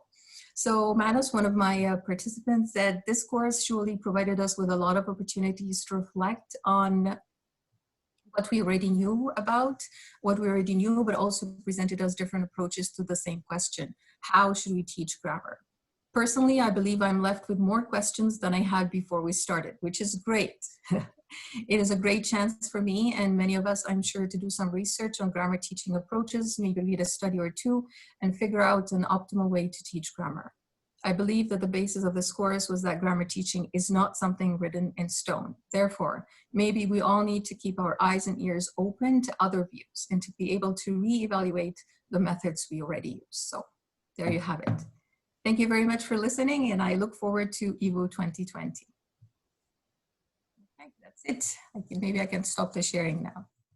Yeah, well done. I remember when you were starting out, you were always seemed to be struggling, but keeping your head above water, and just keeping up there and keeping going.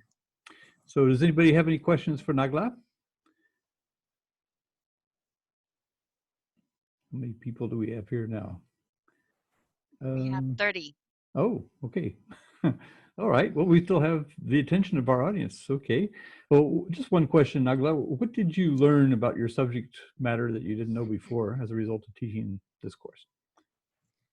I think what was, for me, looking at, like, again, as I said, my experience is mostly in EAP. So, and again, a lot of my colleagues are in EAP and so on. So for me to be interacting and exchanging views and ideas with teachers from a wide variety of contexts, it just taught me that context comes first, and it's all about the learner needs, and it's all about the teaching context that really matters, and this affects our teaching and teaching decisions, and so when it comes to grammar and other aspects of the language. Okay, well, thank you very much. Anybody else? And we have two more presenters, and I suppose Heike was scheduled to go a little bit earlier, so maybe, I don't know, shall we, Heike, would you like to talk about immersive language learning? Yes, there you are. Thank you so much. Okay, and then Judy after that, Judy and Neves Torres. And we'll just stay here. We'll just stay here until you're done. It's all very interesting. Thank you very much. Well, Nagla. thank you for taking me in anyway at the because normally if somebody's late, it should be punished. Yeah. Later for that. Okay.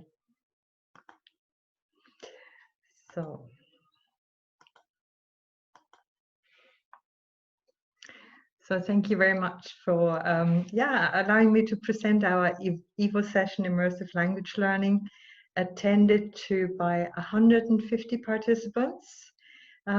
We spent 5 weeks with one big question in mind.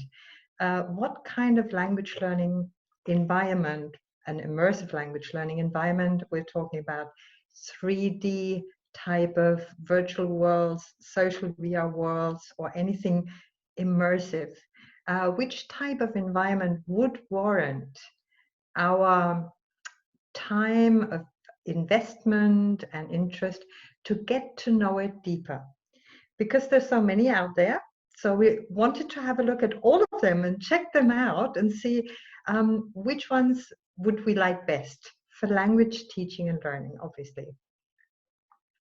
So we set out with 8 moderators, a wonderful team. As you can see, we're around in avatars.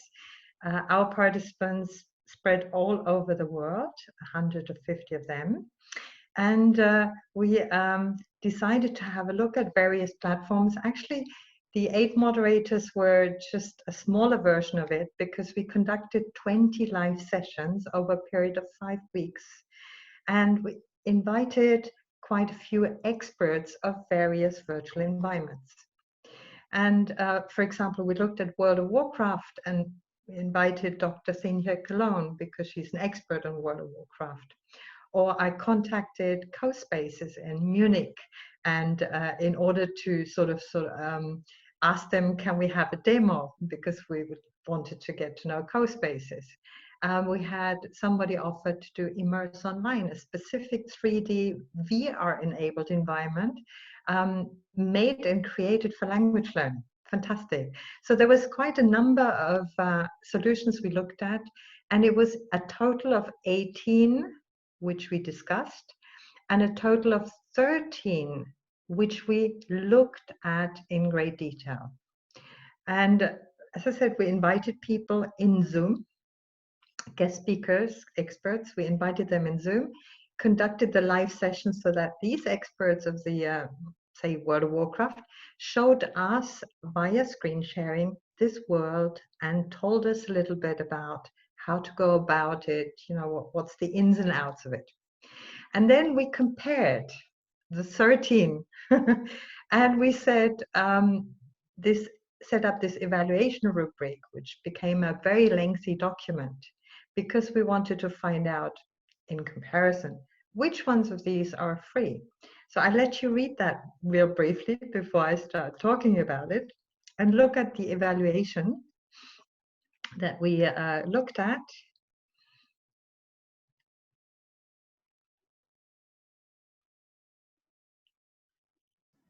Is that its link under evaluation rubric factors? Yeah, and I will paste all of the links in the text chat. I've already prepared them, if that's okay. Unfortunately, you can't click on here. No. I should have given you the, I'll do that just after the session. I've prepared all of the links, so bear with me. So look at the evaluation rubric factors also in this case, if you could read that as well.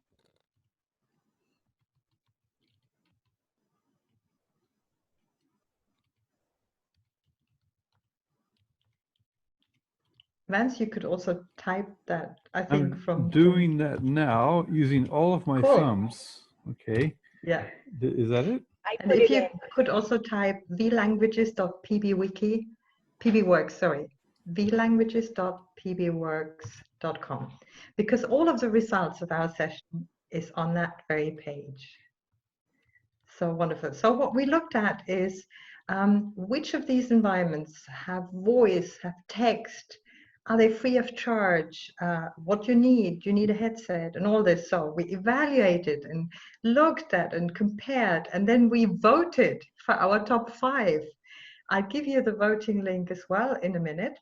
But if I gave that to you now, I would take away the sort of excitement. Which ones are the top 5? So what I will do is I'll present in fast speed 19 solutions, each with a slide, each with just one sentence to explain. And we count down from 19 to 1. So the last 5 will be the, 6 actually will be the exciting ones. So, but just to get to know what we call it the honorable mention, because it's a wonderful virtual world that we, a lot of us enjoyed, a lot of educators were in there, and it was created by the creators of Second Life. Sadly closed down in November last year, and our session was in January, remember? So here comes number 18. So I'm counting down from 18, you know, so 18, Sansar, a beautiful virtual world, but you can't do anything there. Facebook Horizon, that's actually wrong. That's Facebook Spaces, the predecessor of Facebook Horizon. Wrong screenshots, and only accessible via Oculus Rift. Nobody has one, yeah? It's a headset, it's very expensive, yeah? Facebook Horizon, now this is the one that is still beta, so we couldn't access it, yeah? And it will be a virtual world coming out beginning of this year, they told us, with people who don't have legs. Don't know what to make of this, you know. Fortnite, as you know, is being played by 230 million teenagers around the world, and they use voice over IP, usually via Discord. So they communicate about their gameplay in English, so they learn English. So we wanted to know, can we use it for English language teaching and learning? But we couldn't find anybody who would demonstrate that world to us. That's why it's on place 15, even though it's a very popular video game. Mozilla Hubs is the only one that runs in a browser. Now, I was told that now a couple of things are happening with Facebook coming out with Horizon, that Microsoft announced that the latest version of Edge has a very newly developed WebGL. WebGL is the possibility of, in the browser, in Edge or in Chrome, to display 3D content.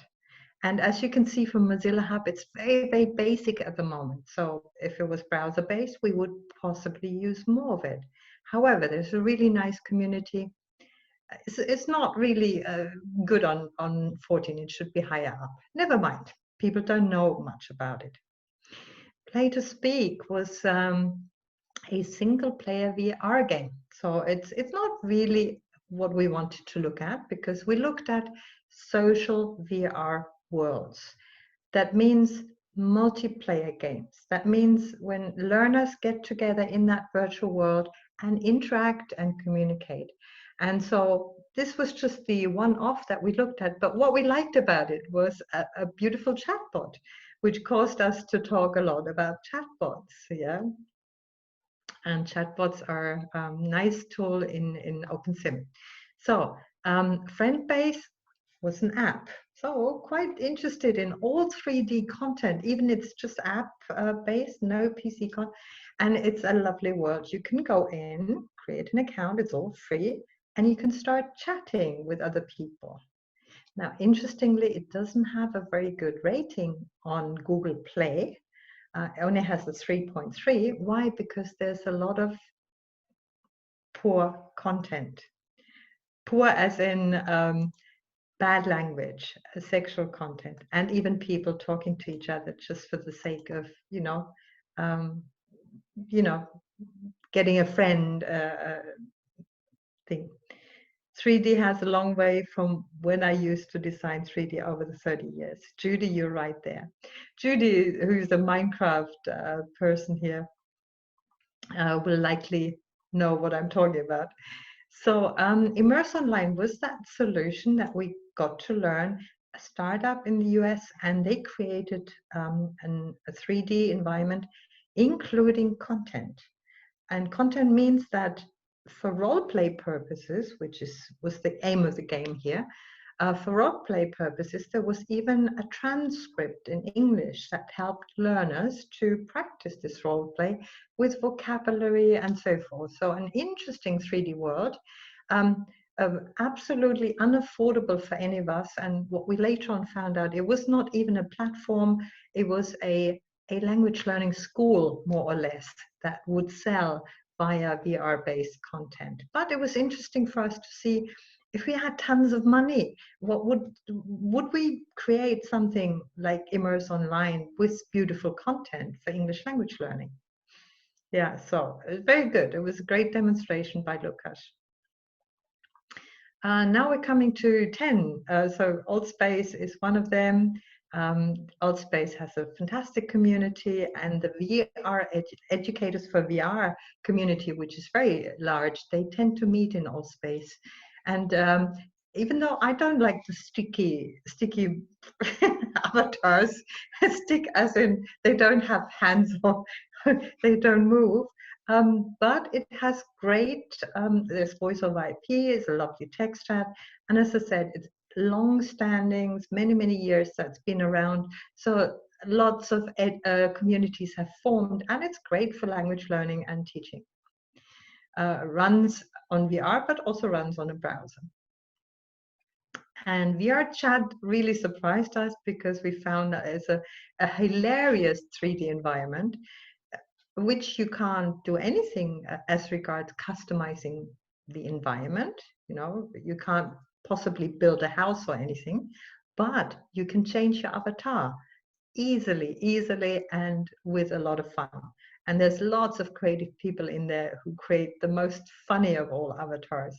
And there's a lot of laughter. And interestingly, VR chat doesn't have a chat, no text chat. It only has voice. We're kind of surprised at this. ScienceBase, also beautiful, created by the founders of OpenSim. Fantastic. They're coming out on beta after 3 years in May this year. Hopefully we look forward to some more really fantastic educational content. Verbila surprised us too, didn't know about that one, that they created universities. Their target group is really explicitly educational, but you can also be in teams, corporate teams as well, you can do. And what is nice about Verbila is shared media on what we would recognize as real sort of like a normal whiteboard where you can present videos and PowerPoint and everything at ease. And this at ease doesn't take place in Second Life or OpenSim. So in OpenSim or Second Life, it's very difficult to present a normal PowerPoint. But here, this was the USP of Verbila. Otherwise free to enter. and free to walk around and free to use some of the rooms. But if you wanted more, then you pay a lot of money. And now comes some number 6. I think Minecraft should be higher than 6, but there's not a lot of people who know about Minecraft. For me, it should be number 2 at least. But there you go. It was 6, and we love Minecraft. We hear more from Vance about it. World of Warcraft beat Minecraft to it, but only because Cynthia or Leah Lobo did a fantastic presentation on it, I'm sure. So it's also interesting that World of Warcraft came out with a classic version just last year. And that's sort of the environment with role play that we could associate as educators with our learners. As a very, very strong educator community in World of Warcraft. And as I said, it doesn't look like this monster type of thing, yeah?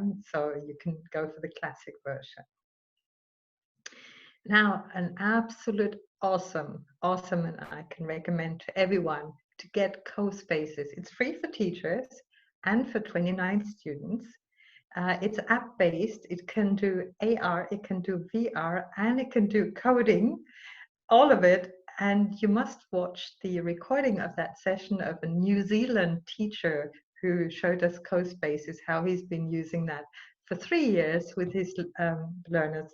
And it was adorable. Oh, we absolutely love CoSpaces. Number 3, Second Life, classics. Yes, we love it. And interestingly, some Second Life has now changed a bit because they said, am I out of time already, Vance? Give me how many minutes? So, number 2, that's the important one. Yeah, don't stop now. Okay. Okay, I'll be finished in 2 minutes. No, don't so worry. number 2, number 2 is Active Worlds. And because it's been around for many, many years, and there's tons of content in Active World, it's free of charge. It's a beautiful environment to display text for language learning, absolutely adorable. And I think we would have voted Active Worlds to be number 1, except for one reason. I'll tell you in a minute who beat everyone to it. Because Active Worlds is easy to use. It can do voice over IP. It can do host hundreds of people. It is it's got tons of content, very easy to modulate and very easy to create. So Active Worlds is our number 1 with regards to usability. However, number 1 is OpenSim. And the only even though OpenSim is more difficult to handle, one of the reasons we voted it to be number 1 is because it's open source, which means, say, if Active Worlds, which is a company behind Active Worlds, if the company folds and says, sorry, guys, we have to close our business, then all of the worlds that were ever created in Active Worlds will disappear. Yeah, with OpenSim, that does not happen because it's open source. It's out there, it's hosted by tons of people, so it will not disappear. Very important. It's like Moodle, you know, it's very important. So here's our evaluation rubric. I'll share the links in a minute. Here's TriCider, and also with TriCider, it's beautiful. We add the pluses and minuses of each of the lessons, the languages, and that's it. Thank you very much.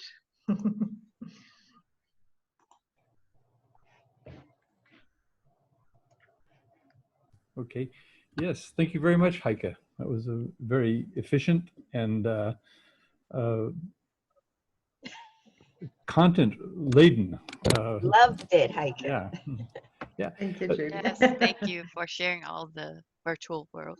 Yeah. And you've given that presentation often in virtual worlds just recently. Yes. Mm-hmm. And left recordings. So, yeah. And here's another one. So, yeah, very interesting. That session really looks very interesting. Unfortunately, we're so glommed into Minecraft where we are that we didn't look around and find all these other ones. But yeah, anybody else? You did the right thing because it's Minecraft warrants the time and effort to invest in it. Mm-hmm. And that was our purpose, to find out which ones of the worlds do we want to delve in. in great detail. And Minecraft is one of those that definitely is worth all the time and effort to get to know it. The thing I like about Minecraft, as opposed to Second Life, let's say, is that everyone is a maker. You know, that people can be creative in that world. They can do anything they want. Of those other ones that you just showed us, are there any, like OpenSim, for example? Can anybody create things there, or do they just wander around and experience it? No, it's absolutely a creator's world. And the whole of OpenSim, we had 4 presentations on just what they did in OpenSim. It was 4 language educators in our moderator team. And these presentations, they blew us away as to what not only the educators, but the students create in OpenSim. Absolutely mind-blowing.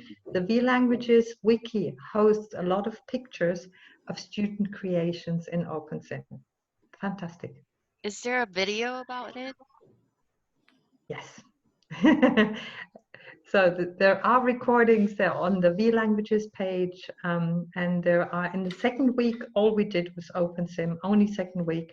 And there's to the, we published pages of pictures to look at. It's mind-blowing what people are doing in OpenSim. And OpenSim used to be such a drab, as in it was so many years behind Second Life. That is no longer the case. It's beautiful, it's rich in content, it's rich in teachers sharing it, and it's very, very affordable for everyone who even wants to look at it. It's awesome.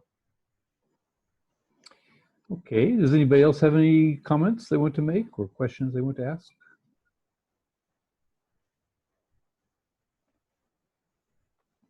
Hey, Dennis.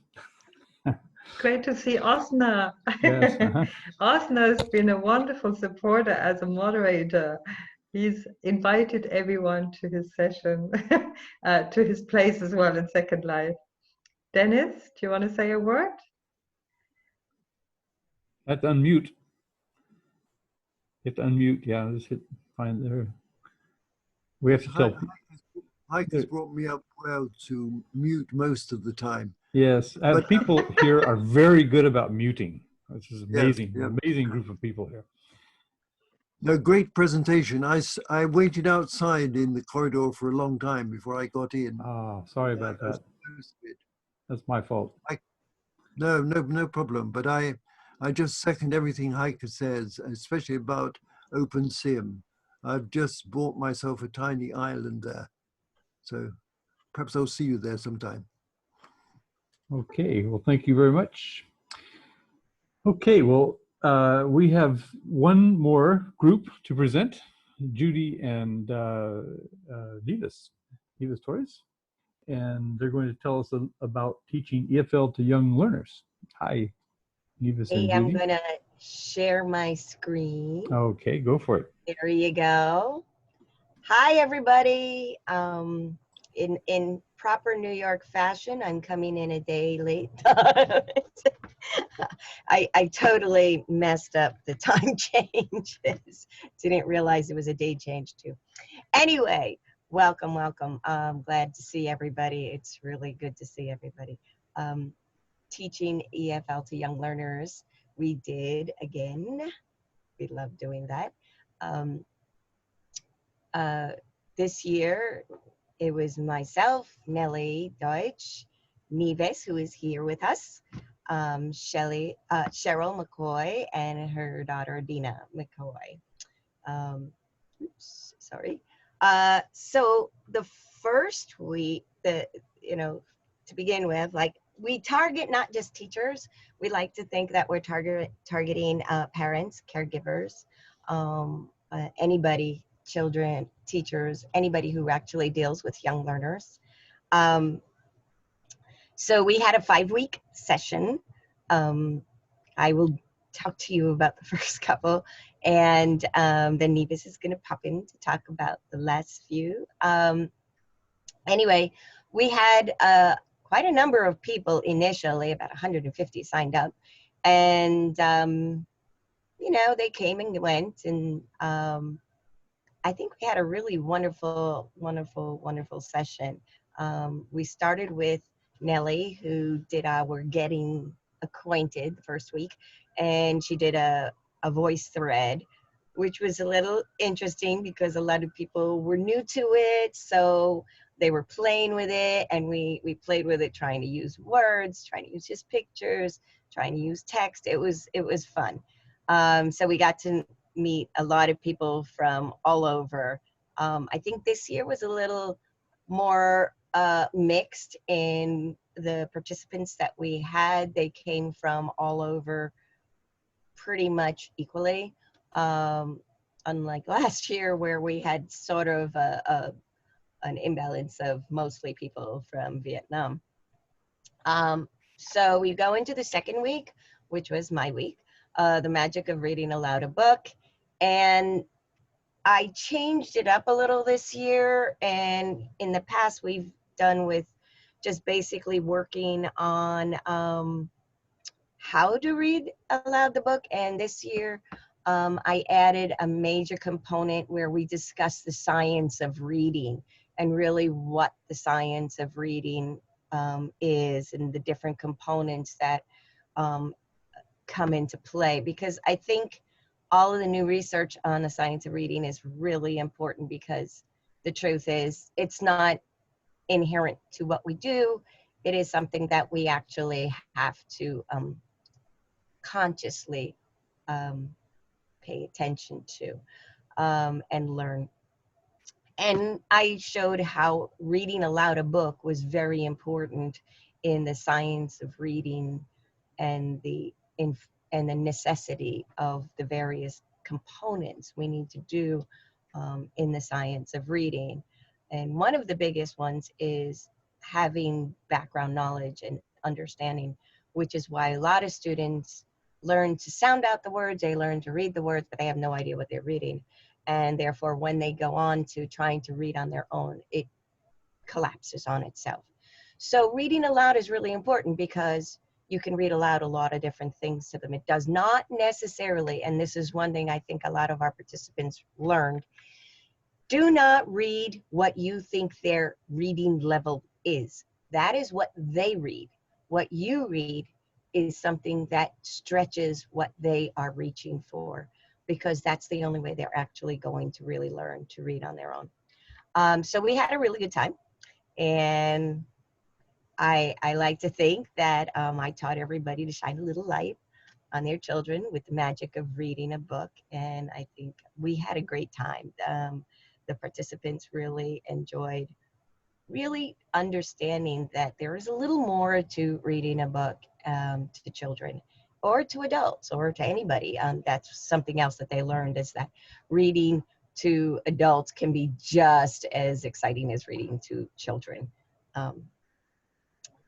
And then we went into week 3. Neves, are you there? Can you unmute?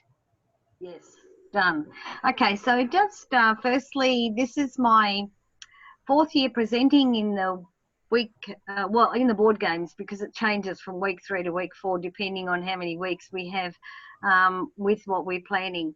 The important thing is to about my week is the fact that we go over a lot of theory and then some practical activities with, and again, as Judy was saying, every year we get different nationalities coming into our sessions, which makes it challenging, because every time we have to get over the language part first, which sounds terrible, but it's not really. It's just because each one of us communicates differently.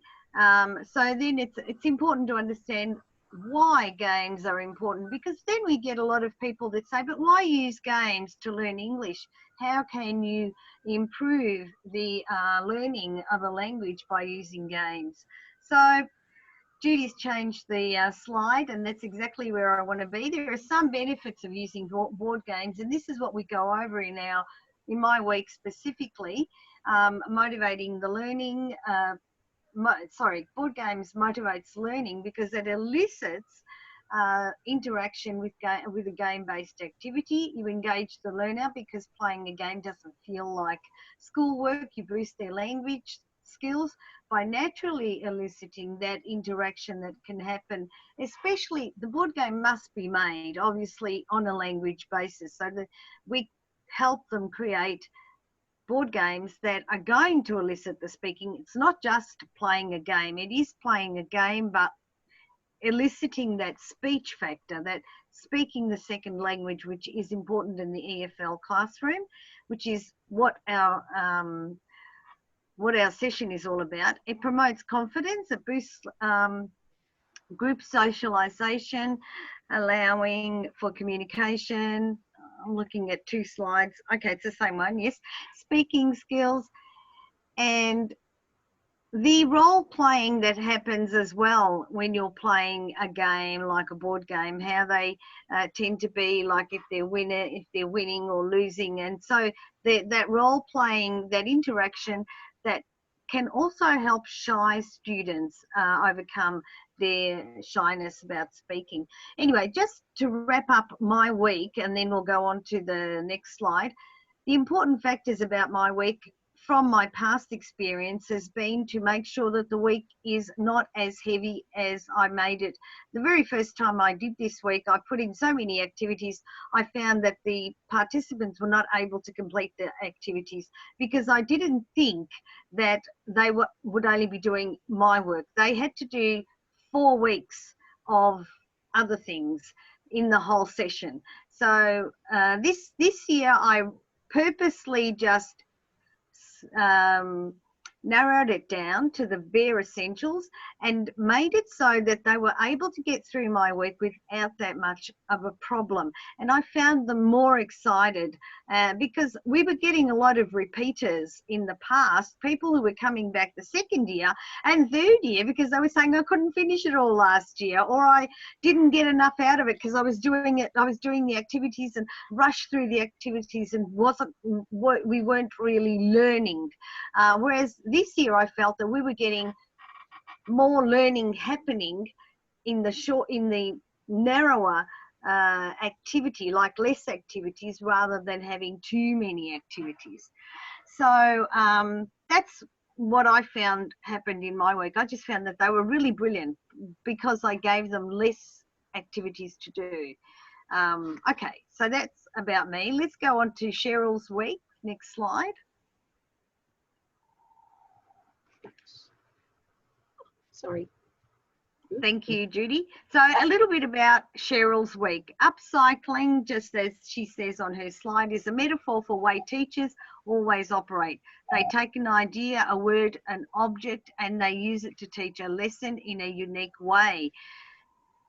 Cheryl's session that she does together with her daughter Dina helps teachers to practice that process, to put that upcycling process into actually learning a language. So they use activities such as,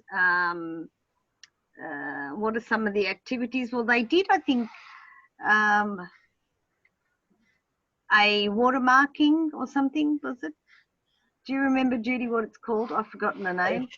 A tie-dye, that's it. They did a tie-dye activity where the activity went through all the steps, and the activity being in English, and each of the participants had to redo that activity they could also do it with their class, with their students if they happen to have students, which was really great.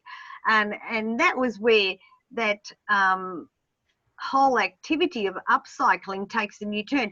The other thing that we noticed as well during Cheryl's week was when we were talking about upcycling with some of our Italian participants, they were really not understanding what upcycling was, because upcycling is a new term, and they were thinking upcycling was actually recycling, and they were thinking, well, why do you want to recycle? Like, recycle in Italian means to take something and either, separate it, plastic, paper, cardboard, etc., and put it in the separate recycle bins outside, or take something that you've used it, like use an old pot for carrying something else in it, or you know what I mean?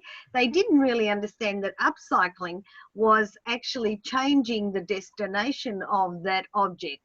So it wasn't just using a pot and using it as a pot somewhere else, like not just to put pot plants in, but changing the whole aspect of it. So that was really, really interesting. And that's where we learned how important sometimes the language is when you are in these sessions where each culture has an idea and a concept of the language. I'm Australian, which you can probably tell.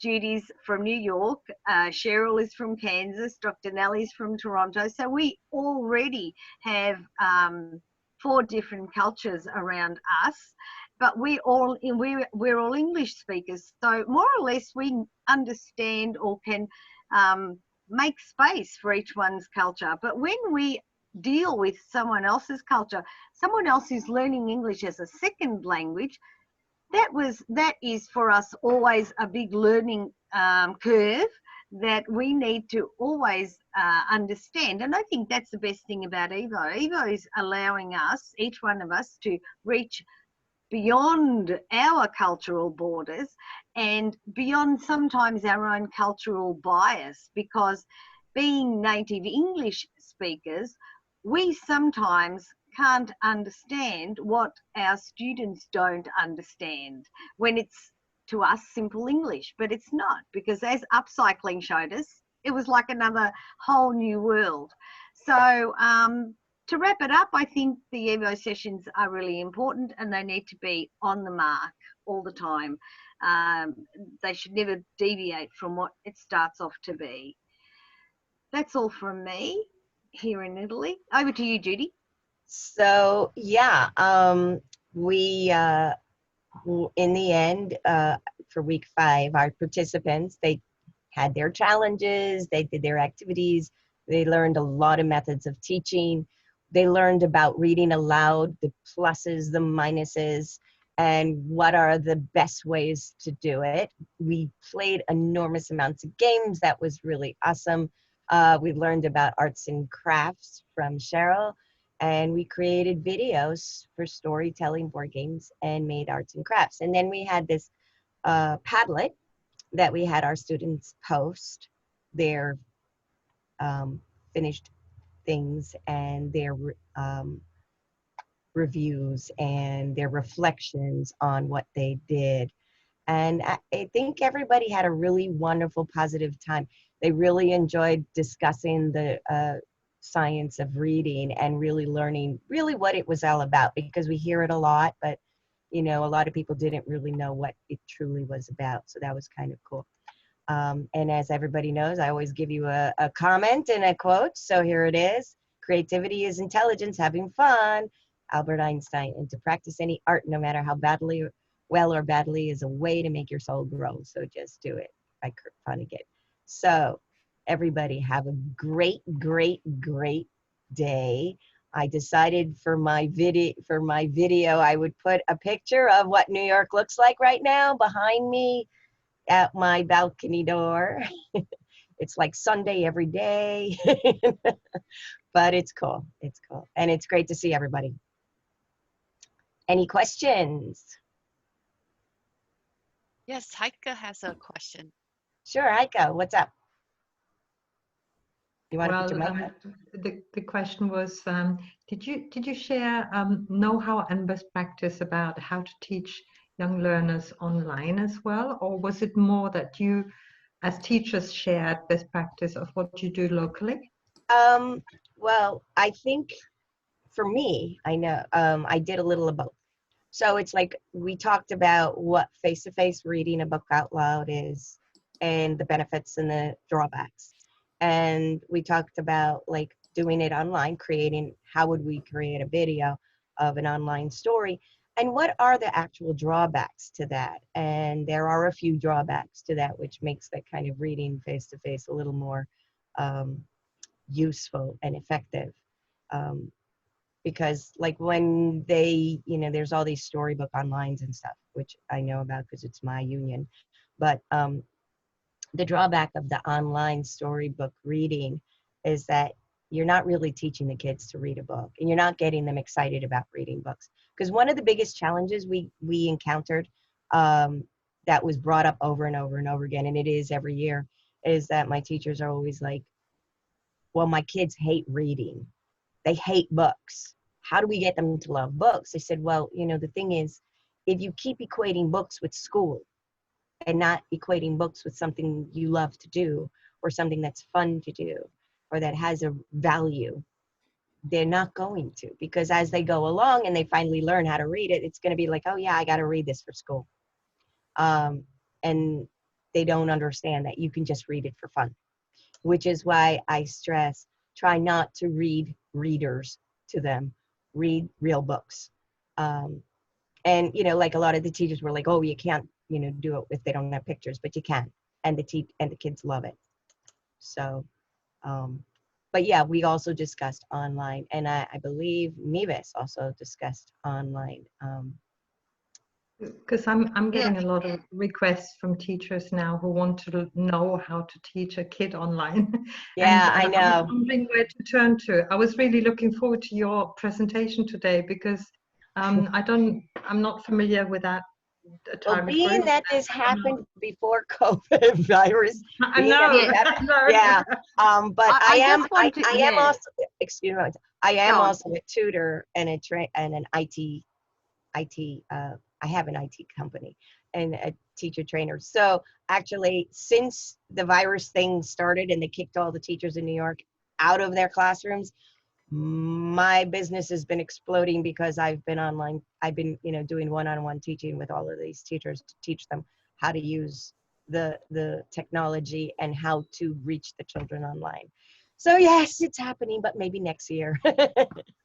Yeah. Well, I just wanted to say to Heike just quickly that although the material, when we did have our session, we always talk about teaching online, but most of the teachers and 99% of the teachers are not interested about, they were not interested about practices of teaching children online, because as most teachers that teach face-to-face in a normal classroom, they were never thinking that they would be in the situation that they are now. Yep. And now we've had to revert all our high schools. I work at a high school full time. Everyone has gone online.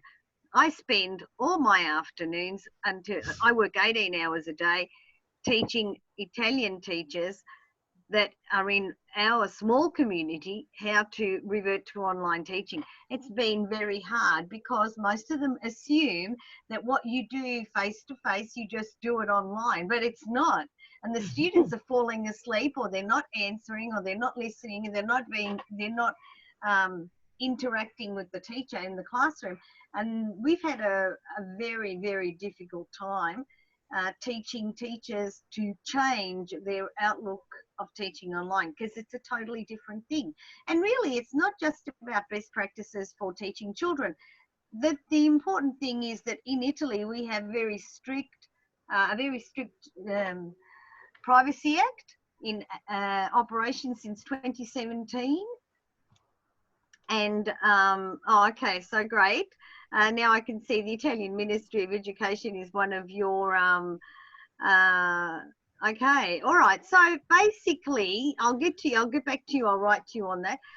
Basically, the important thing at the moment is that they understand that the GDPR of 2017 really does limit what we do online. We can't mention their names if we're going to record. Teachers are recording lessons now because Meet, for example, everyone's using Google Meet because of G Suite apps, right? Everyone's got the G Suite now. You know, even schools that didn't have it have now got it, and they're recording and they're publishing it. And they're not aware of the fact that students under 18 cannot be filmed, right? And you know, and shown on public channels. So it's becoming really, really, really difficult. It's really difficult, but we're getting there. We've got a lot of we're working very hard every day with the Italian teachers, and it's just a matter of teamwork and helping out and working. That's it. A lot of work. Hi, Vance. How are you? What time is it down there or up there, wherever you are? Oh, it's tomorrow. Already. Yeah, which is why I got confused. I Yeah. thought when he said Saturday, I went, oh, okay. And I looked at it and went, oh, it's Saturday night. And then this morning, because my phone was on mute, it was like I woke up to a rash of nonstop messages. I was like, oh my God, it was the wrong day. No.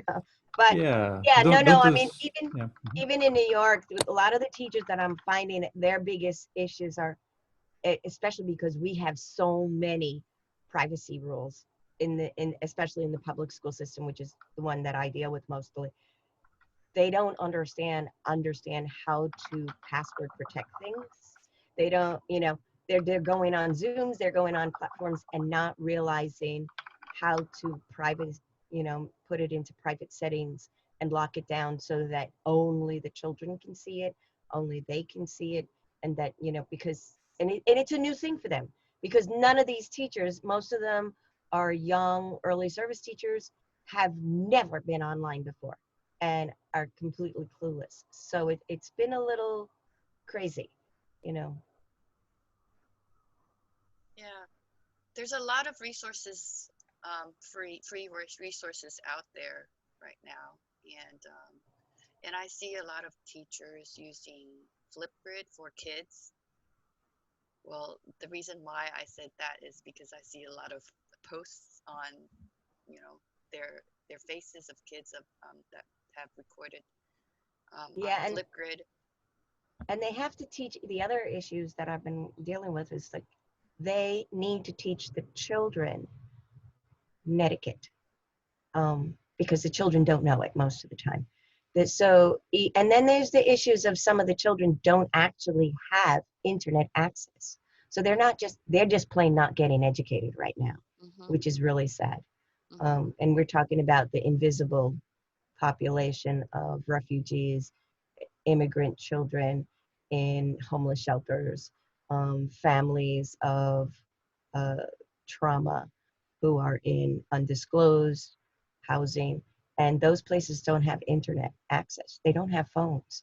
And those kids are just not getting educated, which is pretty sad. So we're trying to address that and in a non-tech way too. So anyway, I hope everybody's well and staying So far. healthy. Yeah. Stay well, stay healthy. Yes. Stay inside and stay away. Well, yes. Yeah. And go to bed. In my house, it's been really rough because I have my youngest adult son who's in a theater conservatory. He's been kicked out and he's online and he's like confused. So I had to teach him a little bit. Unfortunately, my husband is still going to work because he's a doctor and they're not closing his clinic. But so he's still out there, which is kind of scary every day. But Stay safe. Yep. One day at a time. We've been through a lot. We'll be through some more, and we'll survive this one too. Yes. Martha's out of quarantine. Congratulations. Yay! Yeah, well, I'm sure it's not safe to go out just because well, anyway, you go outside, you catch actually, it's sort of weird because in Manhattan, where I am in Midtown Manhattan in the theater district, it's actually not that bad. It's worse in the outer boroughs where there's a density of population and everything. But pretty much people in Manhattan, transients and newcomers all split town. And some of the rich people split town. So it's really quiet. It really is like Sunday morning, dead quiet and deserted. Only it's kind of weird because it's 24/7. So, and aside from crazy people who are having neuroses over toilet paper, I mean, things are okay. Our distribution channels are still open, and so we still get goods, and it's not really that bad. We'll survive this too, one day at a time. Vance, as us older people know, we've been through a lot of other things. We'll be through this too. thank you, Heike, for mentioning Talon. This is I love your groups, Taika. That was great. yeah, this was just, people like yourselves and just people all over the place are, in this, well, Talon stands for Teaching and Learning in Isolation. There we go. Should be something like that, maybe. Okay, so there it is.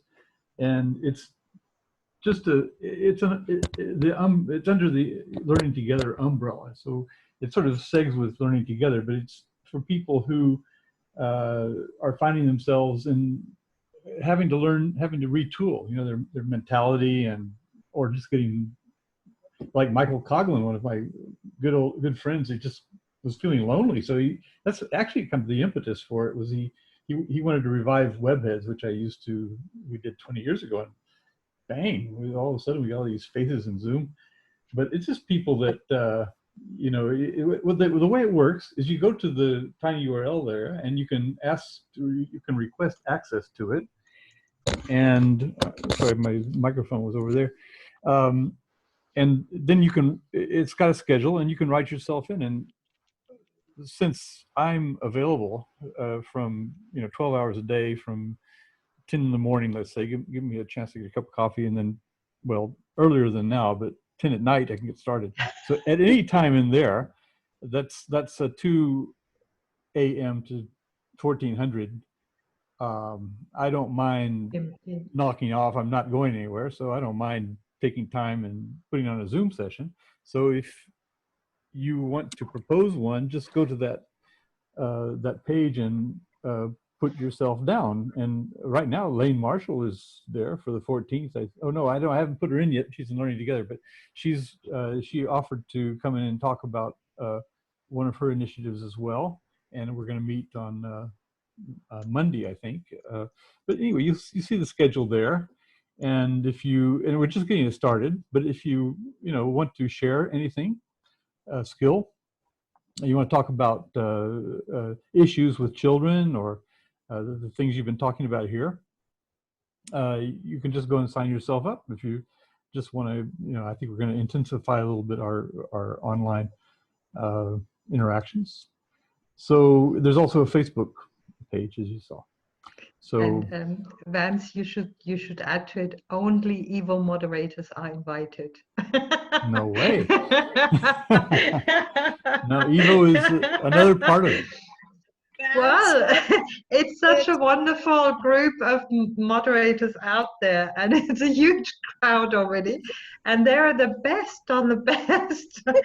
Yeah. So you should limit your invitation circle of Tallinn to this exclusive group. Anybody. We want to hear. Actually, it would be nice to hear from participants. Of course. No, I'm just kidding. Honestly. Yeah.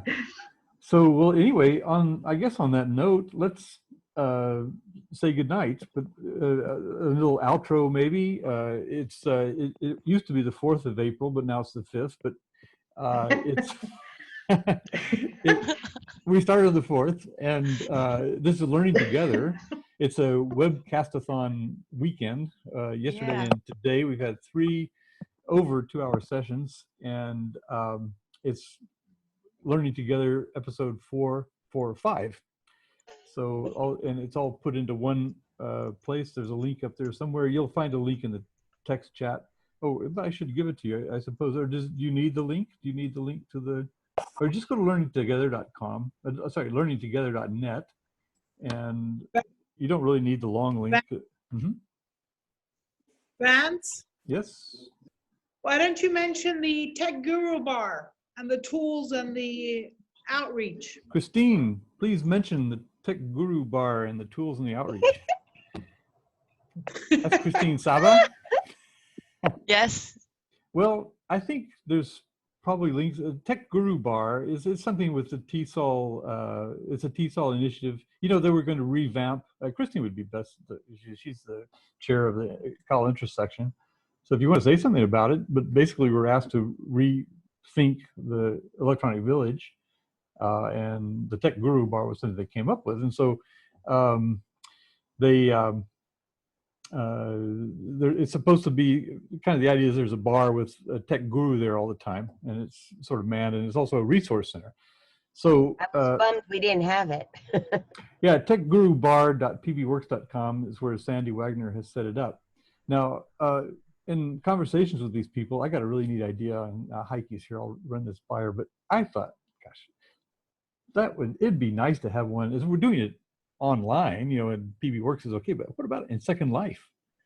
Maybe we could have a Tech Guru bar in Second Life. Of course, I don't know, maybe Heike could help with that or something like that, but or provide us a space. I'll book a whole sim for us. It could be in what's the last one you showed us? Something sim. OpenSim. OpenSim. Yes, Yeah, I know that. OpenSim. Yes. Well, yeah, we could do it in OpenSim or something like that. Why not? There's an idea. So Cool. have a physical space you can go into. I suggest Minecraft, but people might get frustrated, they get slain, and they lose all their inventory. You know. Anyway, but yeah. So I was just thinking, now that this is over, and once I get a little sleep, I'll probably be looking for something else to do. And so this is a good month for it, you know, or 2 months or 3 months, however long it lasts. It'd be a nice thing to play around with, you know. So that's an idea I had for it. Did I cover all the bases, Christine? We saw your video a minute ago. Yeah. Yes, yes. It was Tom Rob's idea. You had mentioned Sandy. Sandy was helping out, but it was Tom Rob's idea to come up with the Tech Guru bar. And then to do the outreach to the whole community, given the situation is a global issue nowadays. So we just thought we'd be out there to help anyone. As you've been mentioning, you've all been called upon to help out. So there's that also. Yeah, I've got another URL that I've been, the Tech Guru bar, and I think Tom also has another initiative. There are a lot of people who are making resource pages. TESOL has a COVID-19 community. So in fact, actually, you don't have to be a TESOL member to join it. It's got a lot of good resources. You can apply through TESOL to get a TESOL ID. You don't have to pay for it. But anyway, and then you can join that community and see what they're doing. But I'll just put another link here. It's to a page. My idea is that I would crowdsource a page. I got that idea from Alec Kouros, by the way, George Kouros' brother, because he had, some 20 years ago, he had the idea to crowdsource Google Docs and get people to write and collect information that way, and they often work. So I thought I've got a little resource too, but I thought I would curate it by getting people to write in to this document. So you can have a look at it if you want. I'll just find it. Give me a second here. Oh, where is it? By the way, I posted links to the CallIS help page, CallIS Tech Resource Help Sheet. It's CallIS app help. Yeah, okay, here it is, crowdsourcing document. It has a tiny URL, which I don't know why I can't always remember my tiny URLs. Here it is, COVID-19 teaching, that's it, okay. So this is a place you can visit. I've been putting a lot of information there, and there's a wiki page that it goes to. Or here, I'll just include that in the link here. So the wiki page is the second thing down here. So I'm taking the information from this and curating it there. But I've been so busy with this the last week or so, I haven't really done much with it in the last week. Now I got to find my Zoom chat. Here we go. Okay. There we go. So that's COVID-19 teaching. That's a crowdsourced document. If you want to go there, you can explore it. It's got some interesting things there. I think you pasted it to someone's private chat. I did. Oh, thank you for, yeah, no telling what I've been doing. That's one thing I really don't like about the Zoom thing. Is it always defaults to the last person you communicate with, and you think they're doing that. Thank you. Did everybody get the link to the, everyone got the Talon link? And I put that to everybody. I hope so. Anyway, okay. There's just a few things I've been playing around with while I've been Fantastic. vegetating here at home. Okay, well, thank you all for coming. This is really such a rich, interesting group that we have here, the people who moderate these EVO sessions selflessly, I should say. And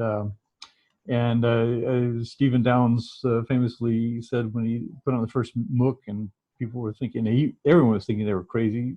George Siemens and Stephen Downes were giving a course very simply just for a couple hundred students. They just said, yeah, why don't we open this up for everybody? And, okay, what a neat idea. Thousands of people register for their course, and then all of a sudden they got to figure out how, okay, we have to teach these people who paid for it. Okay, that's fine, but how are we going to deal with all these other people? And so they invented the concept of MOOC, which they didn't invent it, it just happened, But it is that people come into it, and you don't have to feel, the teacher doesn't feel responsible for them. He's a facilitator, and basically they teach themselves. But when they were trying to work all that out, and someone asked Stephen Downes, why are you flogging yourself on the back and doing this? He said, because I'll learn from it. That's basically what we're doing. That's why I asked Nagala what she learned from her experience, because that's really what we're doing. We're learning all the time. We're upping our skills through EVO and through all these interactions with one another and all these networks. So anyway, well, thank you all for coming, and get some sleep, Vance. What we should do at the very end is everybody switch on webcams and clap. Yay. Okay. Great helpers. Keep it up. I'm doing a screenshot. Okay, yay, I got it. All right. This is kind of like every night at 7 o'clock promptly in New York now. They clap for all of the health work. Clap for several So my minutes, husband goes out to the balcony and he goes. Nice. Okay, that'll go up in my blog. Everyone's clapping but me. I'm, working with it.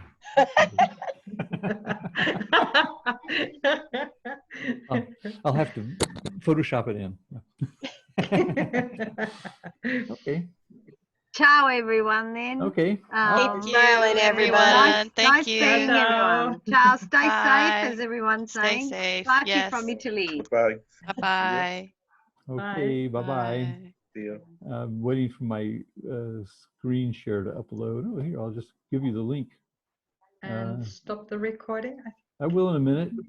Oh, What's that? did someone do that? No, that was me. No. I was just going to put the link to everyone clapping. I thought it would be kind of fun there. Thank you. Thank you. There we go. Judy. Thank Bye-bye. you. Bye. There we go. Bye, Link to Christine. everyone clapping. Okay. Yay. Bye-bye. Bye. Oh, I clicked on recording. Nothing happened. Of course, I got to go to more and stop recording.